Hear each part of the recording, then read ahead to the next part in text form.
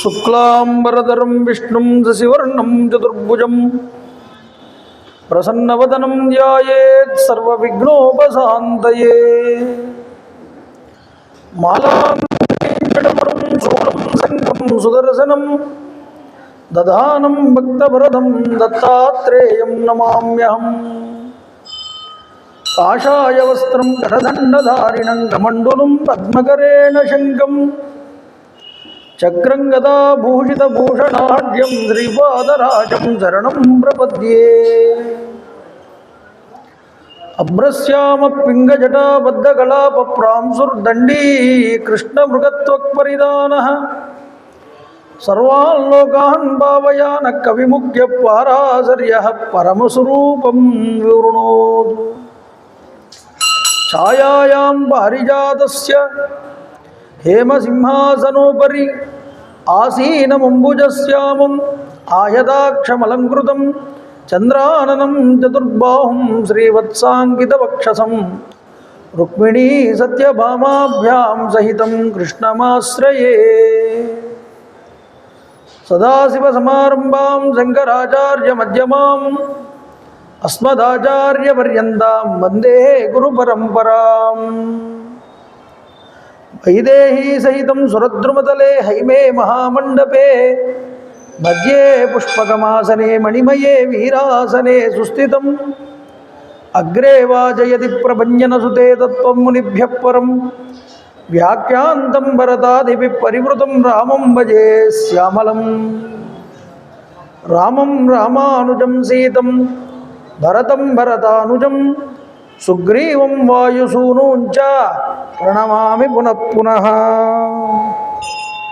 విమలపటి కమలకుటి పుస్తక రుద్రాక్షసస్తహస్తపుటి కామాక్షి పక్ష్మలాక్షి కలిత విపంచి విభాసి వైరించి మనోజవం మారుతతుల్యవేగం జితేంద్రియం బుద్ధిమతాం వరిష్టం వాతాత్మజం వానరయూధముఖ్యం శ్రీరామదూతం శిరసాన్నమామి. హరి ఓం. పరమేశ్వర స్వరూపమైన సభకు నమస్కారం. సభాయే నమః. ఈ రోజు నుంచి ఇంకా అయోధ్యాకాండ మనకి 2 రోజులు ఉంది. తర్వాత నుంచి అరణ్యకాండ ప్రారంభమవుతుంది. ఈ రోజు నుంచి బండారు ధర్మరాజు గారు, గాలిదేవర రామకృష్ణ గారు, వరలక్ష్మి భ్రమరామ్మ గారి యొక్క పేర్ల మీదుగా వారి కుమారులు గాలిదేవర పుల్లయ్య నాయుడు గారు, ధర్మపత్ని పద్మప్రియ గారు ఈ యొక్క కార్యక్రమాన్ని ఏర్పాటు చేస్తున్నారు. వాళ్ళ తల్లిదండ్రులకి వినయంగా పితృవందనాన్ని ఏర్పాటు చేసుకుంటూ రామాయణ ప్రవచనాన్ని ఏర్పాటు చేస్తున్నందుకు గాను కమిటీ సభ్యుల్ని ఆ యొక్క చిత్రపటానికి పూలమాలాంకృతం చేయవలసింది. వస్తున్నారా? వారు వచ్చాక వాళ్ళ తల్లిదండ్రుల యొక్క పటాలకి పుష్పమాలాలంకృతులు చేస్తారు. సీతాదేవీయుతం వీరం సర్వాభరణభూషితం సీతాపతిం హరిం ధ్యాయేత్ అయోధ్యాకాండముత్తమే. అయోధ్యాకాండ సకల ధర్మశాస్త్రాన్ని, సకల భక్తి శాస్త్రాన్ని ప్రబోధించేటటువంటి కాండండి. ఎక్కడా చూడండి అయోధ్యకాండలో యుద్ధాలు కనిపించవు, రాక్షస సంహారం ఉండదు. అంతా కూడా మనుషుల మధ్య ఉన్నటువంటి సంబంధాలు వ్యక్తమవుతాయి. నిన్నటి రోజు భరతకుమారుల వారు అయోధ్యలోకి వస్తే ఎన్ని నిందలు పడ్డాడండి మహానుభావుడు. నిజానికి ఆయన ఆర్తి, ఆవేదన సామాన్య పురుషులైతే అంతటి నిందలు భరించి నిలబడలేరు. భరించాడండి. కన్న తల్లి అంత దారుణమైనటువంటి పని చేస్తే తనని అర్థం చేసుకోగలిగినది కౌసల్య ఒక్కతేనని నమ్మి వెళ్ళాడు కౌసల్యా మందిరానికి. కౌసల్యాదేవి కూడా నిందించింది. ఎవరికి చెప్పుకోగలడు అతని బాధ? ఎన్నో శపథాలు పెట్టుకోవాల్సి వచ్చింది. ఒక నిర్దోషి నేను ఈ తప్పు చెయ్యలేదు అని నిరూపించుకోవడం కోసం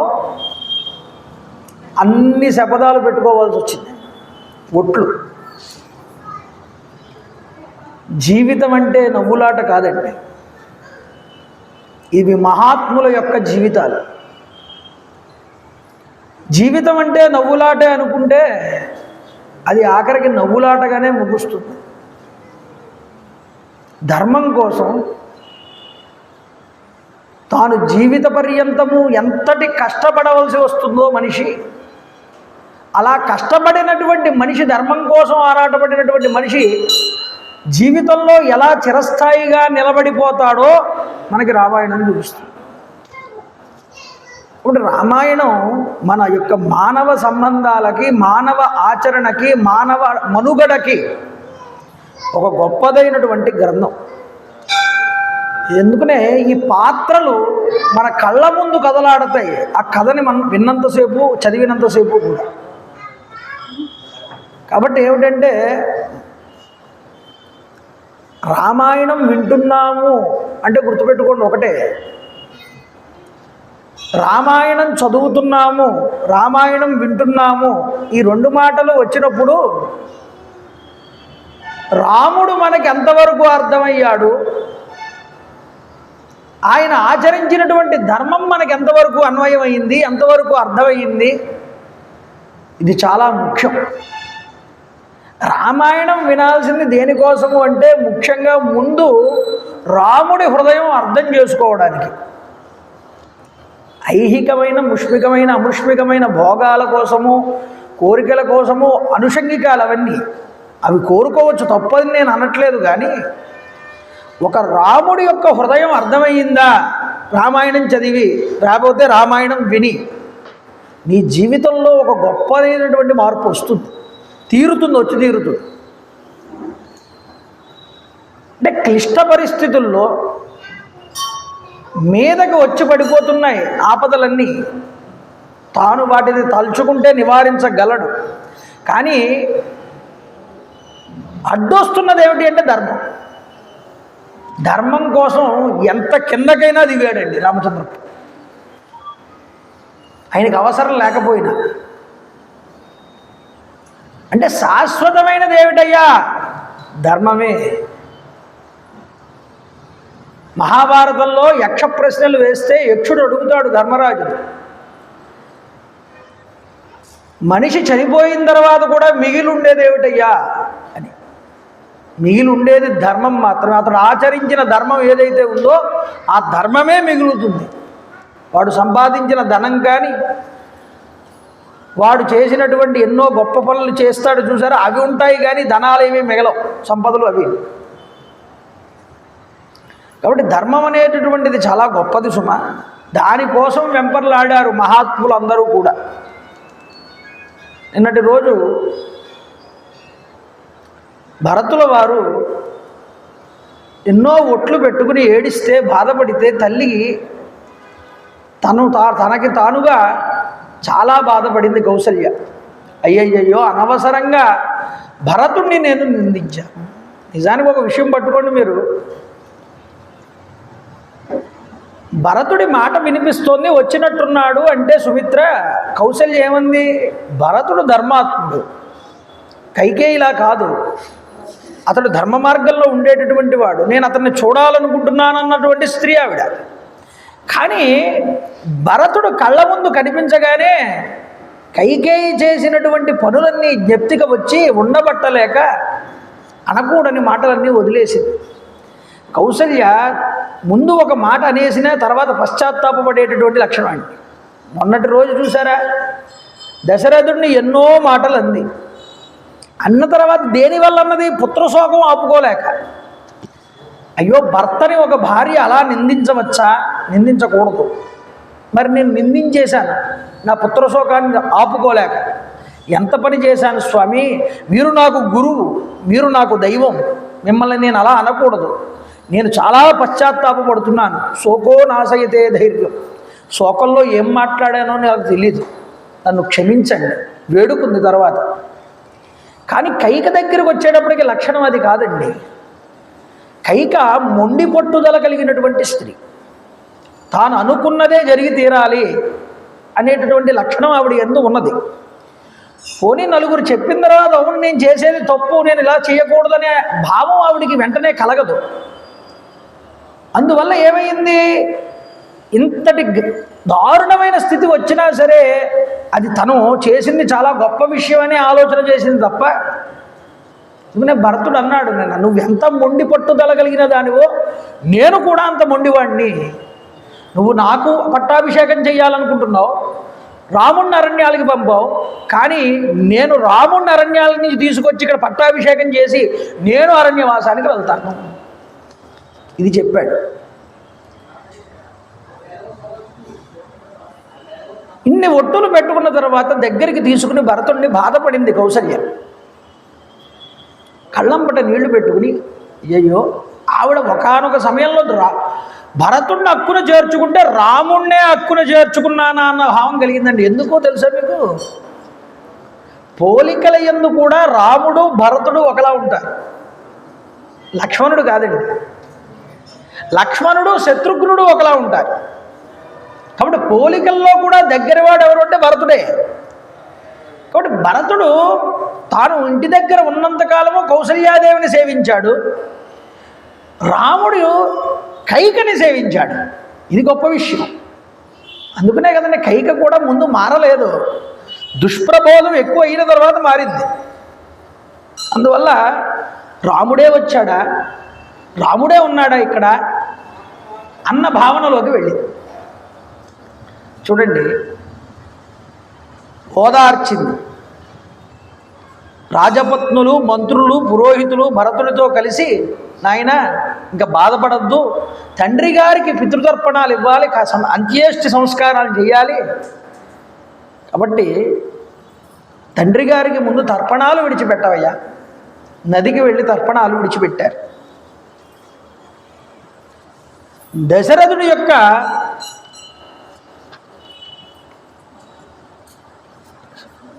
అంత్యక్రియలు చేయడానికి ముందు వశిష్ఠుడు చెప్పాడు భరతుడితో, నాయన తండ్రి గారి అంత్యేష్టి సంస్కారం చేయాలి అని. ఆ పేటికలో భద్రపరచబడి ఉన్నటువంటి దశరథుడి యొక్క శవాన్ని బయటికి తీయించారు. తైలద్రోణి యందు భద్రపరిచారని చెప్పాంగా.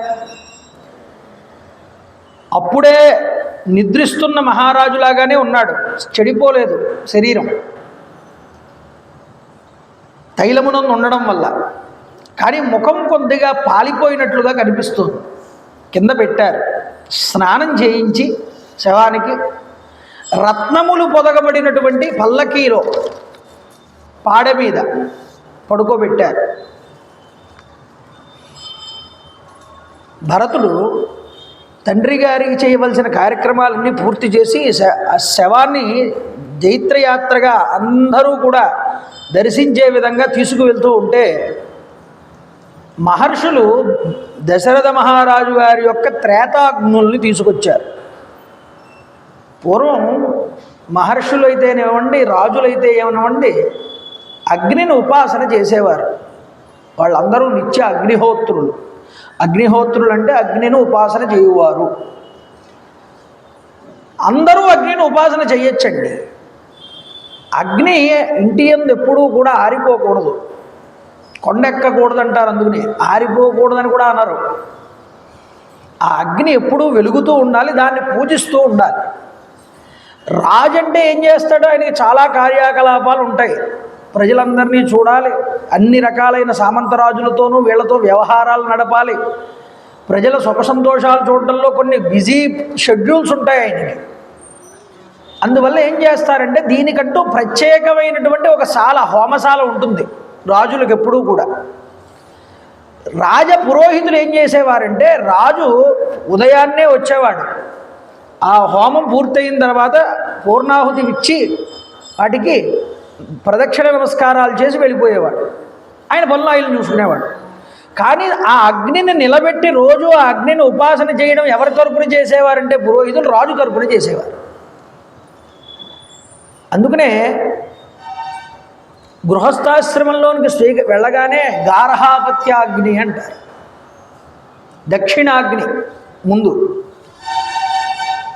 ఇక శరీరాన్ని విడిచిపెట్టే ముందులో ఆవహనీయాగ్ని కూడా 3 అగ్నులు ఉంటాయి ఎప్పుడు మనిషికి. దక్షిణాగ్ని, గార్హాపత్యాగ్ని, ఆవహనీయాగ్ని. ఈ 3 అగ్నుల్ని 3 పాత్రలలో తీసుకొచ్చారు. ఇంతకాలము చేయబడినటువంటి అగ్నిహోత్రాన్ని, ఉపాసన చేయబడినటువంటి అగ్నిహోత్రాన్ని పలక్కీతో పాటు తీసుకొచ్చి మంత్రులు, సైనికులు కొంతమంది ఈయన శవాన్ని తీసుకువెళ్ళి గంధపు చెక్కలు పేర్చారట సరయూ నదీ తీరం దగ్గర. ఆ గంధపు చెక్కల మీద పడుకోబెట్టారు. గంధపు చెక్కలతో పాటు చాలా గొప్ప గొప్ప చెట్ల కొమ్మలు, పద్మక, దేవదారు, సరళ మొదలైన చెక్కలు కూడా తీసుకొచ్చి ఉంచారు. కొంతమంది ప్రజలు సుగంధ ద్రవ్యాలు చల్లారు. ఋత్విజులు రాజశాసనాన్ని అనుసరించి ఆ చితి మీద ఈ యొక్క మహారాజు గారి యొక్క శరీరాన్ని పెట్టి వేదమంత్రాలు వల్లించారు. బ్రాహ్మణోత్తములందరూ కూడా ఉద్ఘాతలు సామగానం చేస్తున్నారట. భరతుడు అంత్యక్రియ పూర్తి చేసి చివరలో ఆ నిప్పు అంటించాడు దాన్ని. ఈ నిప్పు అంటించినప్పుడే ఈ త్రేతాగ్నులు 3ంటిని కూడా తీసుకొచ్చినటువంటి అగ్నిలు ఏవైతే ఉన్నాయో వాటిని ఈ అగ్నిహోత్రుడిలోకి సమర్పిస్తారు. అంటే ఇన్నాళ్ళు ఏ అగ్నిహోత్రుడినైతే ఉపాసన చేశాడో ఆ అగ్నిహోత్రుడే ఇప్పుడు ఆయన్నే తీసేసుకున్నాడు, స్వీకరించేశాడు. కాబట్టి ఆ అగ్నిలోకి ఈయన అగ్నులు కూడా సేవించిన 3 అగ్నులు కూడా అందులో కలిసిపోతాయి. ఇలా చేయడం వల్ల, అగ్నికి సమర్పించడం వల్ల ఏమిటి అంటే, అగ్నికి శరీరాన్ని కనుక సమర్పిస్తే వాడు సూర్యమండలాన్ని పొందుతాడు అని ఒక మాట ఉన్నది. పాపములు ఏవైనా చేసుకున్నా ఈ శరీరంతో చాలా వరకు పాపాలు అగ్నిహోత్రుడే తీసివేస్తాడు. అందువల్ల అగ్నిలో శరీరం దగ్ధమైతే అది చాలా గొప్పది అని చూపిస్తున్నారు. కాబట్టి ఆ రాజపత్నులు, మంత్రులు, పురోహితులు, భరతుడు అందరూ కూడా కలిసి ఆ సరయూ నదిలోకి వెళ్ళి తర్పణాలు ఇచ్చారు రాజు. తర్వాత ఇంటికి వచ్చారు. 10 దినాలు గడిచాయి. భూమి మీదే పడుకున్నాడు, నేల మీద భరతకుమారుల వారు. దుఃఖాన్ని దిగమింగుకున్నాడు. అంత్యక్రియలు పూర్తి చేశాడు. దీన్ని ప్రేత శరీరాన్ని ఎప్పుడైతే అగ్నులలో తగలబెట్టారో శవానికి స్నాన సంస్కారాలు చేయడం, శ్మశానానికి తీసుకువెళ్ళడం, శవానికి చితి పెట్టడం, మంత్రపూర్వకంగా నిప్పు పెట్టిన తర్వాత దానికి ప్రదక్షిణ చేయడం, నదీ జలాల్లో తర్పణం ఇవ్వడం, 10 దినాల వరకు కూడా మృత శౌచాన్ని పాటించడం, ఈ పద్ధతిని అంతటినీ కూడా ఈ 10 రోజులు భూమి మీదే శయనించడం శౌచక్రియలు అంటారు. వీటిని ఉన్నది ఉన్నట్లుగా ఆచరించాడు భరతుడు. ఏమండి, మహారాజు గారికి ఉత్తమ గతులు కలగడానికై విప్రోత్తములు మొదలైన బ్రాహ్మణోత్తములు మొదలైన వాళ్ళందరినీ కూడా పిలిచి వాళ్ళకి ఉన్నితో చేయబడినటువంటి సాలువలు, దావళిలు మొదలైన వాటిలన్నింటినీ దానాలు చేశాట. దాసదాసీజనాలను ఇచ్చాడు, వస్తు వాహనాలను ఇచ్చాడు, అందమైన గృహాలను ఇచ్చాడు దానాలుగా. 13వ రోజు వచ్చింది, శుద్ధయింది. ప్రాతకాలాన్నే లేచి భరతుడు దశరథ మహారాజు గారి శవం దగ్గర ఎక్కడైతే చితి కాలిందో అక్కడికి వెళ్ళి అస్థి సంచయనం చేశాడు.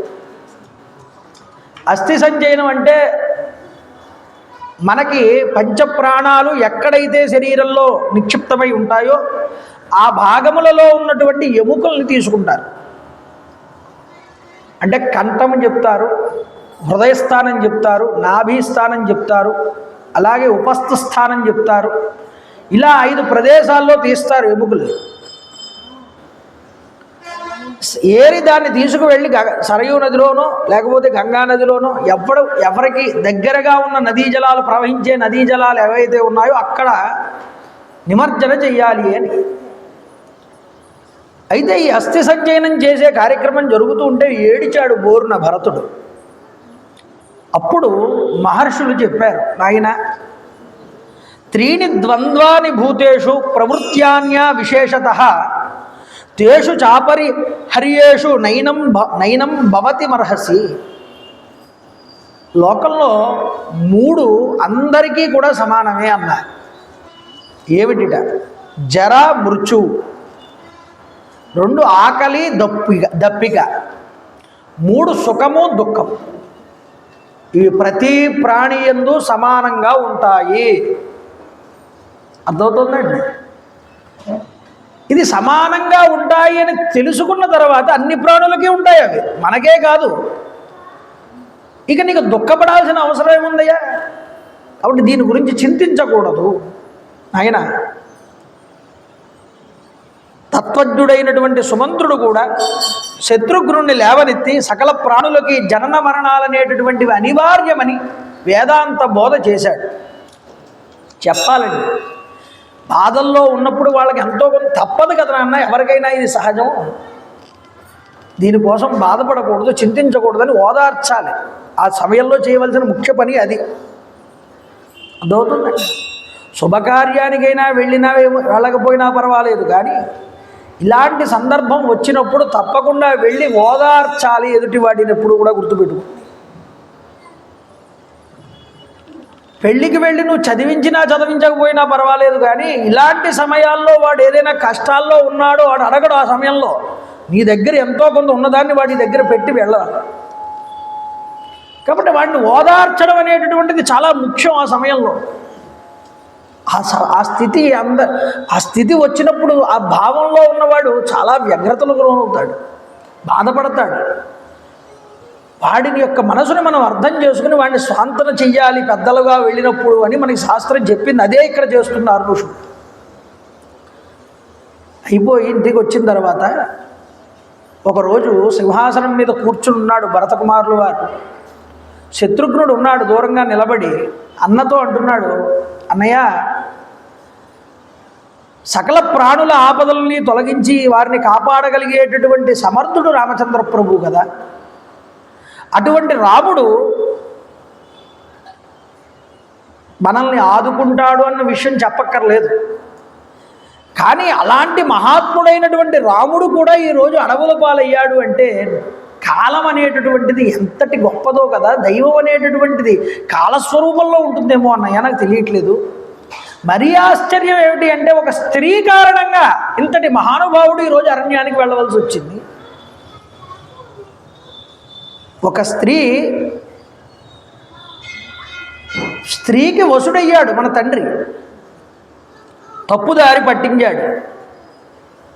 తప్పుదారి పట్టినప్పుడు కనీసం లక్ష్మణుడైనా ఆపి ఉండాలి కదా తండ్రి గారిని. అతడు కూడా ఏమీ చేయలేదేమిటో నాకు అర్థం కావట్లేదు. ఇలా బాధపడుతూ మాట్లాడుకుంటూ ఉంటే వీళ్ళిద్దరూ అక్కడ ద్వారం దగ్గరికి ఈ మందర వచ్చింది. ఎలా ఉందన్నాడు వాల్మీకి మహర్షి. ఆయన రచనా వైచిత్రం చాలా గొప్పగా ఉంటుందండి.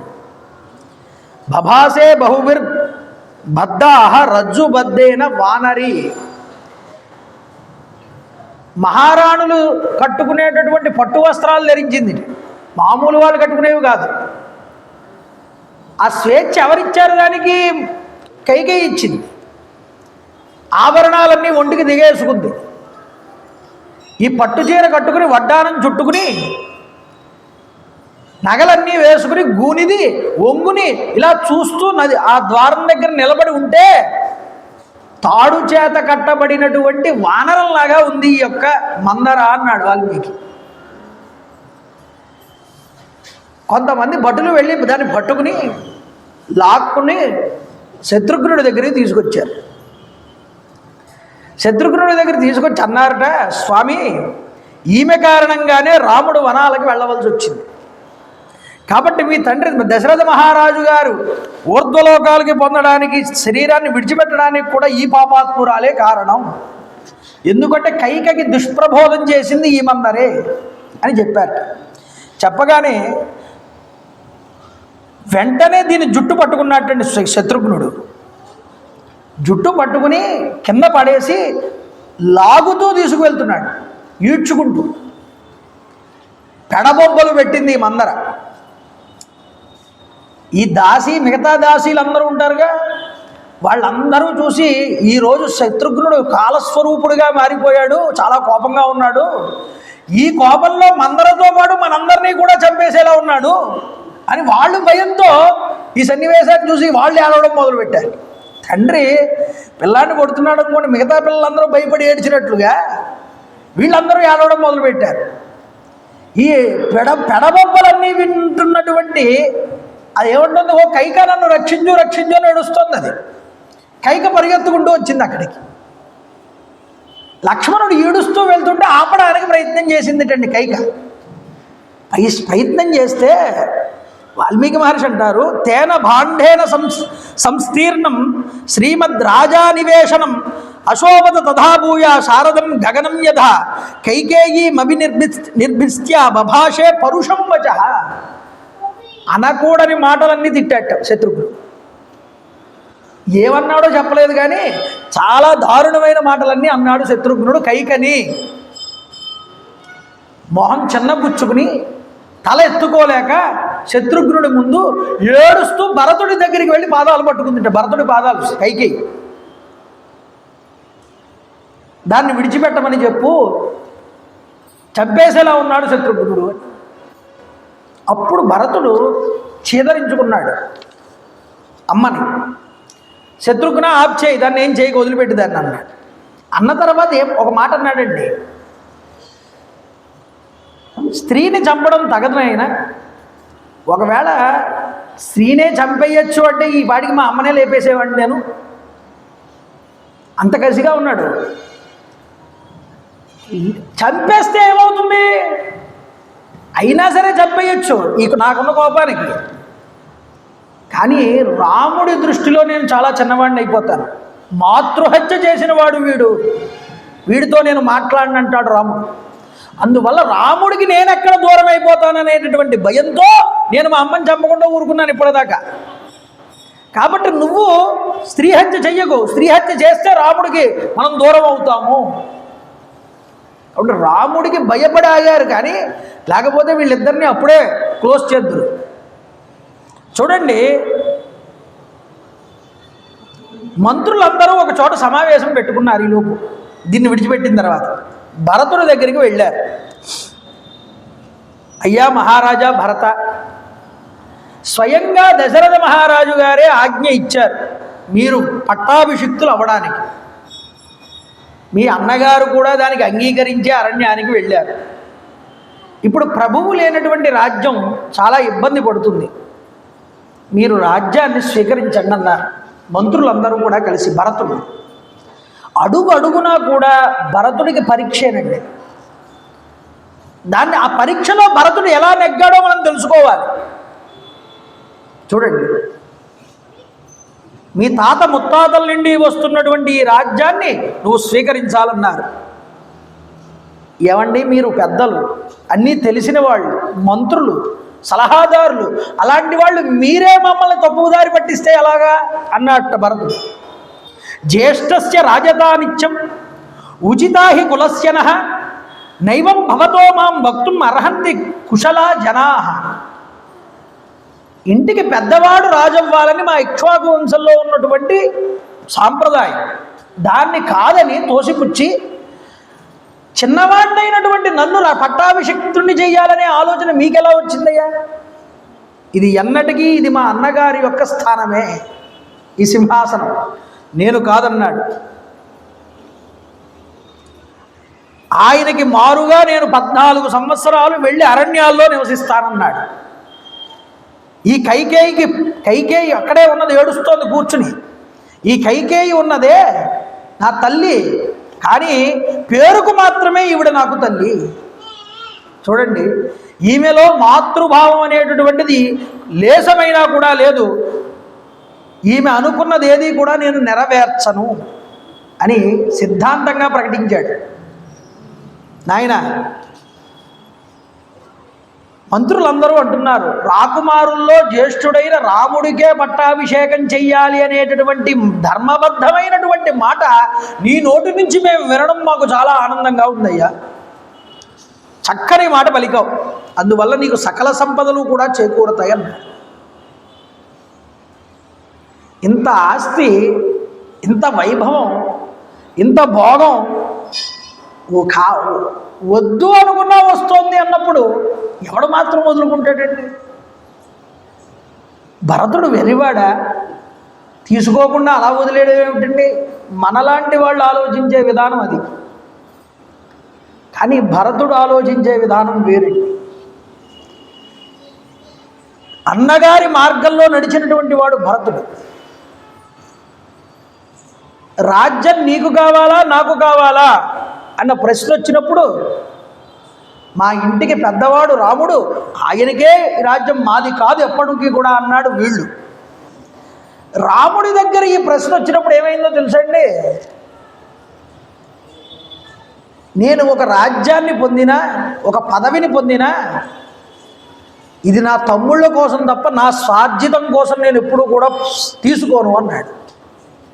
ఇది రాముడు, లక్ష్మణ, భరత, శత్రుఘ్నుల యొక్క మైత్రీ బంధం, ఆ యొక్క సోదర బంధం అంత గొప్పదండి.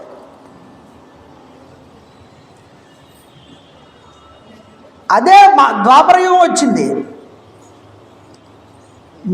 నీదా నాదా? నాదే అన్నాడు దుర్యోధనుడు. నీకు అర్హత లేదన్నాడు. అర్హత ఉండి కూడా పాండవులు అరణ్య అజ్ఞాతవాసాలు చేయవలసి వచ్చింది. అంటే ఇక్కడ రాజ్యం కోసం కొట్టుకున్నారండి. అక్కడ నీ రాజ్యం అంటే నా రాజ్యం కాదు, నీ రాజ్యం అన్నారు అక్కడ. అంటే కాలస్వభావం చూడండి. ఇక్కడ ఇప్పుడైతే ఎవడిది వాడు తీసుకున్నా ఇంకా అవతల వారి దగ్గర ఉంది ఎంత దోచుకున్నావు అని చూస్తారు. ఇది కలియుగం.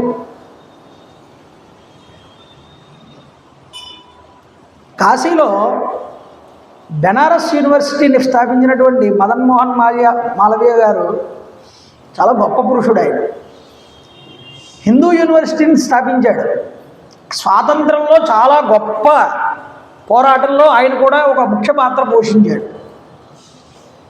హిందూ స్వదేశీ వస్తువులనే వాడండి ప్రతి ఒక్కళ్ళు, మన యొక్క ఆర్థిక పురోగతిని పెంచండి అని చాటి చెప్పిన వాళ్ళలో ఆయన ఒకడు.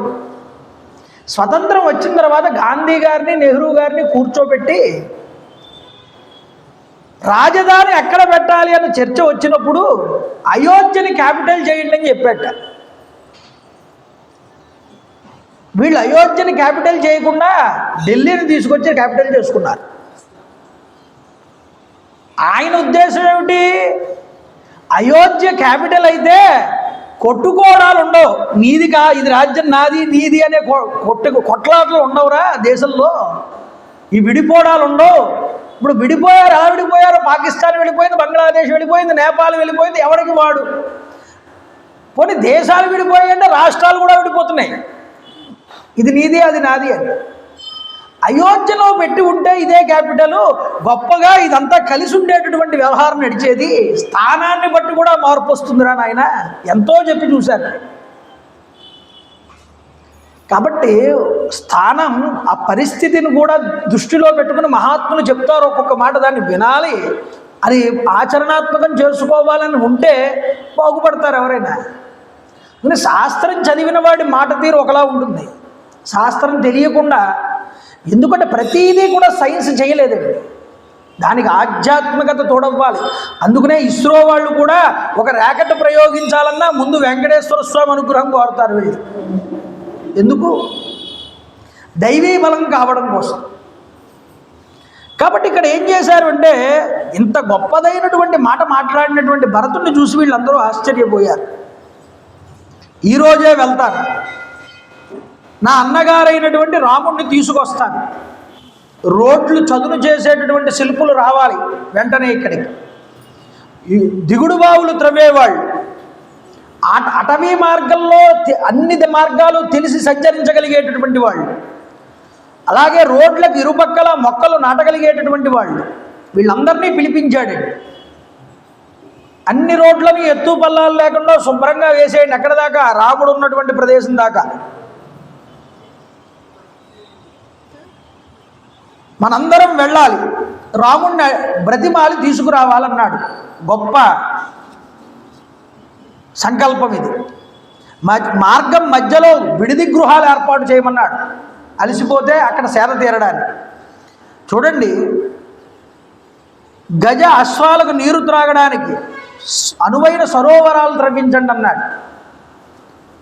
విశ్రాంతి తీసుకోవడానికి అనుకూలంగా వేదికలు ఏర్పాటు చేయమన్నాడు మార్గం మధ్యలో. ఇలాగ చెప్పి అందరికీ ఆదేశాలు ఇచ్చి పంపించాట జనాన్ని. అన్ని రిపేర్ వర్కులు చేయించండి లోపు అని. పొద్దున్నే నిద్రపోయాడు, రాత్రి పొద్దున్నే లేచాడు. మంది మాగదులు అందరూ వచ్చారు, కీర్తావళి వచ్చి పాటలు పాడుతున్నాడు. బయటకు వచ్చాట భరతుడు. ఆపండి అన్నాడు అందరినీ. స్తుతి పాఠాలు నాకు అక్కర్లేదన్నాడు, నన్ను కీర్తించొద్దు అన్నాడు, స్తోత్ర పాఠాలు ఏమీ నాకు అక్కర్లేదన్నాడు, నేను రాజును కాదన్నాడు. చూడండి, రాజెవరు? దశరథుడే, తర్వాత అన్నగారైనటువంటి రాముడు. నేను మాత్రం రాజును కాదు, మీరు నాకు స్తోత్ర పాఠాలు చేయక్కర్లేదన్నాడు. బాధపడ్డాడు, అన్నగారిని తరుచుకుని కృంగిపోయాడు. మనసులోకి కూడా రానివ్వలేదండి. ఈ రాజ్యానికి నేను రాజును అవుతాను అని కూడా అనిపించుకోలేదు ఎప్పుడు కూడా. నాకు జ్యేష్ఠ భ్రాత, స్వామి, సంరక్షకుడు రామచంద్ర ప్రభు, ఆయన నాకు ప్రభు, మీ అందరికీ ఆయన ప్రభు. నా తల్లి ధర్మాన్ని గాలికి విడిచిపెట్టేసి ఆయన్ని ఈరోజు అడవుల పాలు చేసింది. ఇలా బాధపడుతూ అందరితో చెప్పి ఏడుస్తూ ఉంటే ఆ సభలోకి వశిష్ఠుల వారు వచ్చారు. వశిష్ఠుల వారు వచ్చి సుమంత్రుడిని ఇలా పిలిచారు. రాయన సుమంత్ర ఇలా రా అన్నారు. వశిష్ఠుల వారికి ఉన్నతమైన ఆసనం వేసి బంగారపు సింహాసనం మీద కూర్చోబెట్టి, భరతుడు కూడా ఆసీనుడై ఒక పక్కన కూర్చున్నాడు. నువ్వు వెళ్ళి వేగంగా బ్రాహ్మణోత్తముల్ని, క్షత్రియుల్ని, వైశ్య ప్రముఖుల్ని, అలాగే రాజభటులు వెంట వస్తూ ఉండగా శత్రుఘ్నుణ్ణి, భరతుడి యొక్క మేనమామైనటువంటి యుధాజిత్తుని, అంటే యుధాజిత్తు కూడా దశరథుడు కాలధర్మం చెందాడని తెలుసుకుని వచ్చాడు అక్కడే. యుధాజిత్తును కూడా అందరినీ, పౌరజనులందరినీ కూడా పిలుచుకుని రా వేగంగా అన్నాడు. వచ్చారు అందరూ. భరతుడు కూడా అక్కడే ఉన్నాడు. కోలాహలంగా ఉందండి. ఆ ద్వారంలోకి వచ్చేవాళ్ళు, వెళ్ళేవాళ్ళు, వాహనాలతో వచ్చి ఆగేవాళ్ళు అందరూ వచ్చి సభలో కూర్చున్నారు. కూర్చున్నాక వశిష్ఠ మహర్షి వారు అంటున్నారు భరతుడితో, నాయనా భరత, మీ తండ్రి గారైన దశరథ మహారాజు ధర్మబద్ధంగా ఈ కోసల దేశాన్ని చాలా కాలం పరిపాలన చేసి ధనధాన్య సంపదలతో తులతూగేటటువంటి ఈ విశాల రాజ్యాన్ని వెళ్ళిపోతూ నీకు అప్పగించాడు. కాబట్టి తర్వాత ఆయన స్వర్గస్థుడయ్యాడు. సత్యసంధుడైన రామచంద్ర ప్రభు పరంపరంగా వస్తున్నటువంటి ఈ యొక్క సత్పురుషుల సాంప్రదాయాల్ని పాటిస్తూ చంద్రుడు వెన్నెలల్ని విడిచినట్లుగా తాను తండ్రి ఆదేశాన్ని త్రోసిపుచ్చకుండా దానిని అనుసరించాడు. అరణ్యానికి వెళ్ళాడు. నీకు ఈ రాజ్యాన్ని అప్పగించాడు. రాముడు దాన్ని ఆమోదించాడు. ఈ రాజ్యాన్ని నిష్కంటకమైనటువంటిది, అంటే శత్రుభయం లేనటువంటి రాజ్యం ఇది. నాయన వెంటనే నువ్వు రాజ్యాభిషిక్తుడివి కా. ఇందాక మంత్రులు చెప్పారు, ఇప్పుడు వశిష్ఠుడు అంతటి వాడు వచ్చి ఇంటి పురోహితుడు నువ్వే రాజు అవ్వు అని చెప్తున్నాడు. అయితే నువ్వు కనుక రాజు అయితే మంత్రులందరూ ఆనందిస్తారు. మన రాజ్యానికి 4 దిక్కుల యందు ఉన్నటువంటి సామంతరాజులందరూ కూడా అపారమైనటువంటి ధనరాశులు తీసుకువచ్చి నీకు కప్పంగా కడతారు. సముద్రద్వీపవాసులు, ఉత్తర దేశపు వాసులు, అపరాంత దేశస్థులైనటువంటి యవనులు, అంటే యూరప్, ఇంగ్లాండు వైపు ఉన్నటువంటి దేశాలన్నీ కూడా యవనులు, సముద్రద్వీపవాసులు, కోట్ల కొలది రత్నాల్ని తీసుకొచ్చి నీకు కానుకలుగా ఇస్తారు నువ్వు యవరాజు పట్టాభిషేకాన్ని పొందితే. అంటే వెంటనే వాల్మీకి మహర్షి రచనా వైచిత్రం ఎంత గొప్పగా ఉంటుంది అంటే తచ్చుత్వ భరతో వాక్యం శోకేన అవిపరిప్లుత జగామ మనసారామం ధర్మజ్ఞో ధర్మకాంక్షయ. భరతుడు వశిష్ఠుడి మాటలు వినగానే శోకాన్ని పొంది బాధ కలిగి ఆయనకి ఈ రాజ్యానికి రామచంద్ర ప్రభువే ప్రభు, నేను కాదు నేను కాదు నేను కాదు, దీనికి ప్రభువుగా రామచంద్ర ప్రభువు వచ్చి నిలబడాలి దీనికి అని మనసులో అనుకున్నట్టండి, బయటికి వెళ్ళలేదు. వశిష్ఠుడు ఈ మాటలు అంటుంటే ఏమండి భరతుడు మనసులో అనుకుంటే ఈ వాల్మీకి ఎలా తెలిసింది? బ్రహ్మగారి వరం వల్ల తెలిసింది. అంటే పైకి ఏదో నటిస్తున్నాడు అనుకోవచ్చు భరతుడు, లోపల ఎక్కడో ఉంటుంది రాజ్యం మీద ఆశ అని అనుకోవచ్చు మనం చదివేటప్పుడు. లేదురా, వాడి మనసులో కూడా రాముడు తప్ప మరొకడు ఈ రాజ్యానికి ప్రభువు కాదు అని అనుకుంటున్నాడు భరతుడు అని తేట తెల్లని చెయ్యడానికి భరతుడి మనసులో ఉన్న భావాన్ని బయటపెట్టాడు వాల్మీకి ఇక్కడ. అంటే మనస్సు యందు కూడా నిష్కామ భావాన్ని పొందినవాడండి భరతుడు. అందువల్ల భక్తభరిత, ఆయనంత భక్తుడు. ఆయన ఏదొచ్చినా అది నా రాముడికి తప్ప నాది కాదంటున్నాడు. ఇది నువ్వు అలవాటు చేసుకో జీవితంలో. ఈరోజు ఒక పదవి వస్తే నా అంత గొప్పవాడు లేదంటున్నాడు. ఇది భగవంతుడు ఇచ్చాడని అనట్లేదు, ఇది నాది కాదండి, ఇది భగవంతుడిది. ఆయన మృత్యుణ్ణి నేను, ఆయన నాకు విధించినటువంటి ఈ యొక్క పదవిని నేను జాగ్రత్తగా ఆయనకి నివేదన చేస్తాను అనుకో, అది భక్తిలోకి వెళ్తుంది. లేదు చాలా గొప్పగా ప్రవచనం చెప్పి నాకన్నా గొప్పగా ప్రవచనం చెప్పేవాడు మరొకడు లేడు అనుకుంటే, లేదు సర్వం శ్రీ ఉమామహేశ్వర పరబ్రహ్మార్పణమస్తు, భగవంతుడి పాదాలకి విడిచిపెట్టేస్తున్నాను నేను చెప్పిన ప్రవచనం అంతా కూడా. దీనివల్ల ఏదొచ్చినా అది భగవంతుడికే తప్ప నాది కాదు ఇలా అనుకున్నాడే అనుకోండి, అది భక్తిలో ఇముడుతుంది. అంటే ఏది చేసినా ఇది నేను చేస్తున్నది కాదయ్యా, ఇది భగవంతుడు నాకు ఇచ్చినటువంటి సేవ. ఇప్పుడు నేను నలుగురికి అన్నదానం చేసేనా, నేను భోజనం పెడుతున్నావు అనకూడదు, అన్నదానం చేస్తున్నావు అని కూడా అనకూడదు. ఇది నారాయణ సేవ అయ్యా. అందరి జీవులలో ఉన్నటువంటి వాడు పరమాత్మే.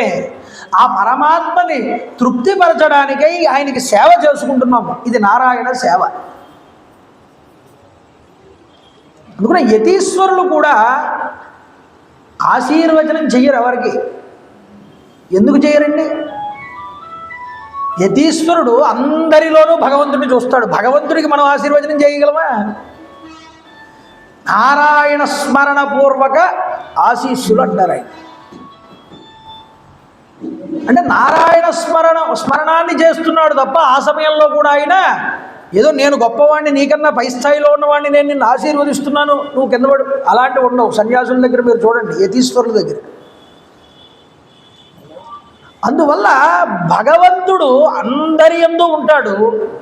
ఆ భగవంతుడు భృత్యుడను నేను, ఆయన ఎలా నడిపితే నేను అలా నడుస్తా. ఇది నాది కాదు, ఇది భగవంతుడిది. ఈ భావం భరతుడిలో కనిపిస్తుందండి. భక్తిలో చూడండి రామాయణాన్ని. మానవుడిగా చూస్తే, మానవ దృక్కోణంలో చూస్తే భరతుడు గొప్ప తమ్ముడు, అన్నగారి కోసమే చేస్తాడు ఏం చేసినా. భక్తిలో చూడండి భగవంతుడికే అర్పిస్తాడు ఏదొచ్చినా.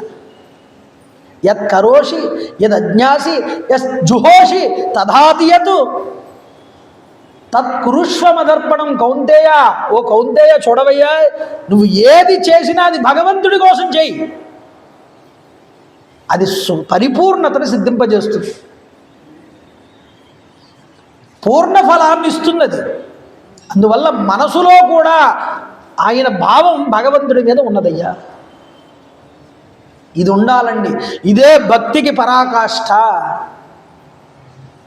పై మాటలు చెప్పడం కాదు. పొర్లు దండాలు పెడతాం, మనకి ఏదైనా ఒక పని అవ్వకపోతే పొర్లు దండాలు పెడతాం, కొబ్బరికాయలు కొడతాం, అభిషేకాలు చేయిస్తాం, జపాలు చేయిస్తాం, పూజలు చేయిస్తాం. ఒకసారి మనం అనుకున్న పని అయిపోయిన తర్వాత మళ్ళీ మొహం కూడా చూపించం దేవుడికి. అయితే ఇది కాదు భక్తి, దాని అర్థము కూడా అది కాదు. నీకు సుఖం వచ్చినా, నీకు లాభం వచ్చినా, నీకు నష్టం వచ్చినా, నువ్వు ఇచ్చినటువంటి అనుగ్రహం స్వామి, ఇలాగే నువ్వు ఎలా నడిపిస్తే అలా నడుస్తాను. ఈ జీవితమే నీది, ఈ శరీరమే నీది, నువ్వు ఇచ్చినటువంటి ప్రసాదాన్ని నీకే అర్పణ చేస్తున్నాను. అప్పుడు కష్టం వచ్చినా భయపడాల్సిన అవసరం లేదు. ఆయన ఎందుకు ఇచ్చాడో. సుఖం ఇచ్చినా పొంగిపోవాల్సిన అవసరం ఉండదు. అప్పుడు ఇది భగవంతుడు అనుగ్రహం అండి, నేను చేసిందే ఉంది ఇక్కడ. ఈ స్థితిలో మనిషిని తీసుకొచ్చేదే భక్తి.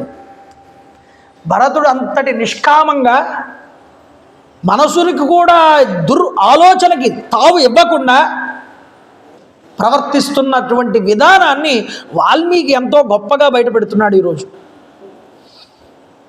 అయ్యా మహామునే వశిష్ఠ మహర్షే, మీరు కూడా ఇలా మాట్లాడితే ఇంకేం చెప్పమంటారయ్యా? దశరథ మహారాజు యొక్క కుమారుడైనటువంటి జ్యేష్ఠుడైనటువంటి రామచంద్ర ప్రభు రాజ్యాన్ని నేను అపహరించేని వాడిని అవుతాను కదా. మీరు అన్నటువంటి మాటను చూస్తే ఈ రాజ్యం రాముడిదండి, నేను ఆయన వాడిని. ఇది ప్రతీదీ కూడా భక్తుడికి భగవంతుడికి అన్వయం చేసుకోండి, మీకే అర్థమవుతుంది భక్తి అంటే ఏమిటో. నేను చెప్పక్కర్లేదు. భరతుడు మాట్లాడే ప్రతి మాట రామాయణంలో భక్తుడు మాట్లాడిన విధానంగానే ఉంటుంది. రాముడిని భగవంతుడి స్థానంలో పెట్టుకోడు. లేదు, తమ్ముడిగా ఉన్న అన్నగారికి ఎంతటి స్థానం ఇచ్చాడో తెలుస్తుంది మనకి. కాబట్టి ఈ రాజ్యం నేను అపహరించలేను, నేను ఆయన వాణ్ణి, రామచంద్ర ప్రభు వారి యొక్క దాసుణ్ణి నేనన్నాడు. కనుక ఈ విషయాన్ని మనసునందు ఉంచుకుని ఈ నిండు సభలో ధర్మానికి భంగం వాటిల్లకుండా మీరు పలకడం అనేటటువంటిది చాలా మంచిది, మీరు ఆ విధంగా మాట్లాడండి అన్నాడు. అయ్యా, రామచంద్ర ప్రభు రాజ్యాన్ని నేను స్వీకరించడం అనేటటువంటిది ఒక మహా అపరాధం. ఆ కృత్యాన్ని నేను ఎప్పుడూ కూడా చేయనన్నాడు. ఎందుకు అంటే అది నన్ను నరకంలో పాడేస్తుందయ్యా. అంటే భగవంతుడు ఇక్కడ రాముడు అన్నగారు, భక్తి కోణంలో భగవంతుడు. దేవాదాయము ధర్మాదాయము అని పెట్టారు. అసలు ఆదాయం ఏమిటండి? దేవుడి ఆదాయం ఏమిటి? మాటలోనే తప్పుందిగా. పోనీ దేవుడి ద్వారా వచ్చిన ఆదాయం ధర్మాదాయం అన్నాడు, అది ఎలా కుదురుతుంది? ధర్మాదాయం అంటే ఆదాయం కాదు, అది దేవదాయము ధర్మదాయము. అంటే ఇప్పుడు దేవుడికి ₹1 ఇచ్చినా దానిని పరిపాలన చేసేవాళ్ళు ఉంటారే, ఎగ్జిక్యూటివ్ ఆఫీసర్ దగ్గర నుంచి గుమస్తా దగ్గర నుంచి, వాళ్ళు ఎంతటి జాగ్రత్తగా ఉండాలో. అంటే భగవంతుడి సొత్తు, భగవంతుడి సొమ్మది. అది మేము మాకు వస్తే అది అపరాధం అవుతుంది. అంటే భక్తులని, ధార్మికులని ధర్మకర్త కింద పెట్టండి అంటారు. ధర్మకర్తకి అర్థం ఏమిటో తెలియదు, ధర్మకర్త చేసేవాడికి. గొప్ప విషయం ఏంటంటే అది భరతుడు చూపిస్తున్నాడు, ఇది నాది కాదు, అది పరమాత్మది, అది నేను ముట్టుకుంటే నాకు పాపం వచ్చి చుట్టుకుంటుంది. ఇలా ఆలోచించగలవా? అలా ఆలోచన చేసి నువ్వు తీసుకో ఒక పదవి. భగవంతుడి దగ్గర చేసినప్పుడు ఒళ్ళు దగ్గర పెట్టుకుని చెయ్యాలి. బయటే చేస్తున్నప్పుడు, భగవంతుడు చూసినప్పుడు, దగ్గర చేస్తున్నప్పుడు ఇంక చూడ్డు. కాబట్టి ఆయన అంటున్నాడు, ఇలాంటి అపరాధాలకి కనుక నేను ఒడిగడితే ఆ పాపం అంతా నాకు చుట్టుకుంటుందయ్యా, నరకంలో పడతాను వెళ్ళి. అందుకనే నరకం అనేటటువంటిది పాలు చేసేస్తుందండి దైవ ద్రవ్యాన్ని జోలికి వెళ్తే. దైవద్రవ్యం అని నీకు ఎలా అనిపించింది? వచ్చినటువంటి ₹1 సద్వినియోగం అవుతున్నదా లేదా చూసుకోవాల్సిన బాధ్యత ధర్మకర్తది, ఆ యొక్క ఎడ్యుకేటివ్ ఆఫీసర్. అది పక్కదారి పట్టేసింది అనుకోండి, అది ఎంతటి నరకాన్ని ఇస్తుందంటే ఇంత అని చెప్పడానికి వీలుండదు. కొన్ని తరాల వరకు దాని పరిస్థితి వెంటాడుతుంది. నరక ప్రాయం అదంతా కూడా, దాని గురించి వివరించలేం. భగవంతుడి డబ్బనే కాదు, మీరు పరుల డబ్బును చూసినా అది భగవంతుడి సొత్తే. కాబట్టి ఎదుటివాడి యొక్క సొమ్ముని ఎప్పుడూ యువతల వాడు ఆశించకూడదు. భరతుడు అది చూపిస్తున్నాడు. అయ్యా, ఇక్ష్వాకు వంశానికి ఇది తీరని కళంకం. నేను తెచ్చిన వాడిని అవుతాను, ముఖ్యంగా నీచుడు మాత్రమే ఇలాంటి పాపాన్ని ఒడిగడతాడు, కానీ నేను ఒడిగట్టనన్నాడు. నా తల్లి చేసిన నీచపు పాపాన్ని నేను ఎన్నడూ కూడా అంగీకరించనన్నాడు. సభలో అందరూ వింటూ ఉండగా, నేను శ్రీరాముడిని అనుసరిస్తున్నాను, రాముడే ఈ రాజ్యానికి రాజు, అతడు ఈ రాజ్యానికే కాదు ముల్లోకాలకి ఆయనే ప్రభువు అన్నాడు. భరతుడు సభాసదులతో మాట్లాడుతూ, పూజ్యుడైన రామచంద్ర ప్రభువుని వనాల నుండి అయోధ్యకు మరలించలేకపోతే ధర్మనిరతుడినై రాముడికి అక్కడే సేవ చేస్తూ 14 సంవత్సరాలు గడుపుతాను. ఏమయ్యా సుమంత్ర, రేపే ప్రయాణం ప్రారంభం చేయండి అన్నాడు. ఆనంద జిగితులై జై జయధ్వానాలు చేశారండి అయోధ్యలో ఉన్న సభలో ఉన్న ప్రజలందరూ కూడా. ప్రతి గృహంలో ఉన్నటువంటి వీర నారీమణులందరూ కూడా తన భర్తల్ని ప్రయాణం చేయడానికి తొందర పెట్టారట. వెళ్ళండి, మీరు కూడా ఇంట్లో నుంచి ఖాళీగా ఇంట్లో కూర్చుని ఏం చేస్తారు, అందరూ రాముడి కోసం వెళ్తున్నారు, మీరు కూడా బయలుదేరండి అని ముసలి ముతకా దగ్గర నుంచి అందరినీ కూడా పంపించేశారట. ఎంత సైన్యం వెళ్ళింది, అయోధ్య అంతా కూడా కదిలి బయలుదేరుతోంది. సేనాపతుల దగ్గరికి వెళ్ళి, ఓ సుమంత్ర, వనాలకి రేపే బయలుదేరుతున్నాం, బలగాన్ని సిద్ధం చేయమని చెప్పాడు. ఉదయాన్నే లేచాడు. లేవగానే రథాలు సిద్ధమయ్యి ఉన్నాయి. ఆ రథాన్ని పూంచి ఉన్నటువంటి గుర్రాలు పూంచి ఉన్నటువంటి రథాన్ని ఎక్కాట భరతుడు. ఆయన వెనకాల 9,000 ఏనుగులు వచ్చేయటండి, బయలుదేరాయి. ఆ 9,000 ఏనుగుల వెనకాల 60,000 అశ్వదళం బయలుదేరింది. అంతేకాదు, ఆ వెనకాల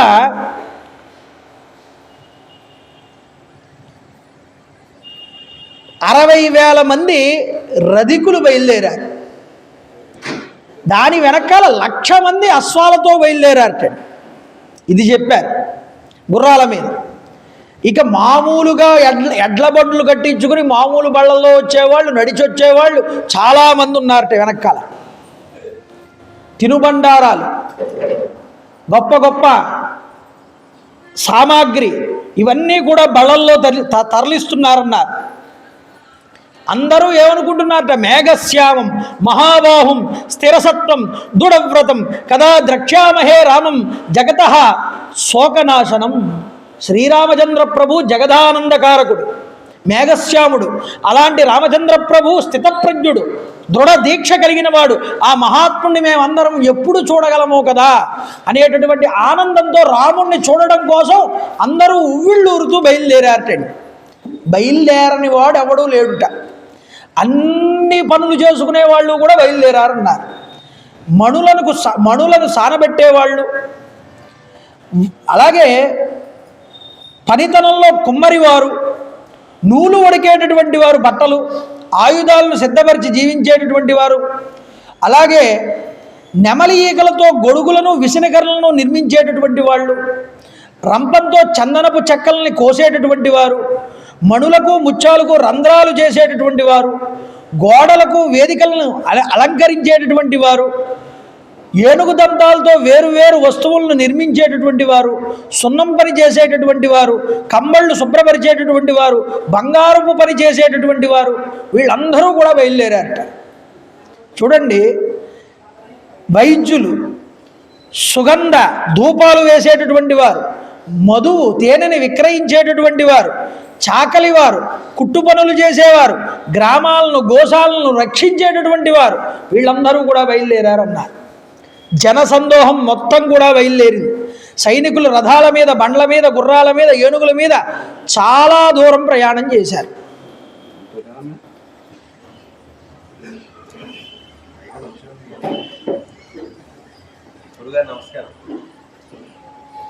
ఆ గాలిదేవర రామకృష్ణ గారు, వరలక్ష్మి గారి దంపతుల యొక్క ఫోటోకి వాళ్ళ అబ్బాయి పుష్పమాల అలంకృతులు చేస్తున్నారు. అందరూ కరతాళ ధ్వనులు చేయాలి.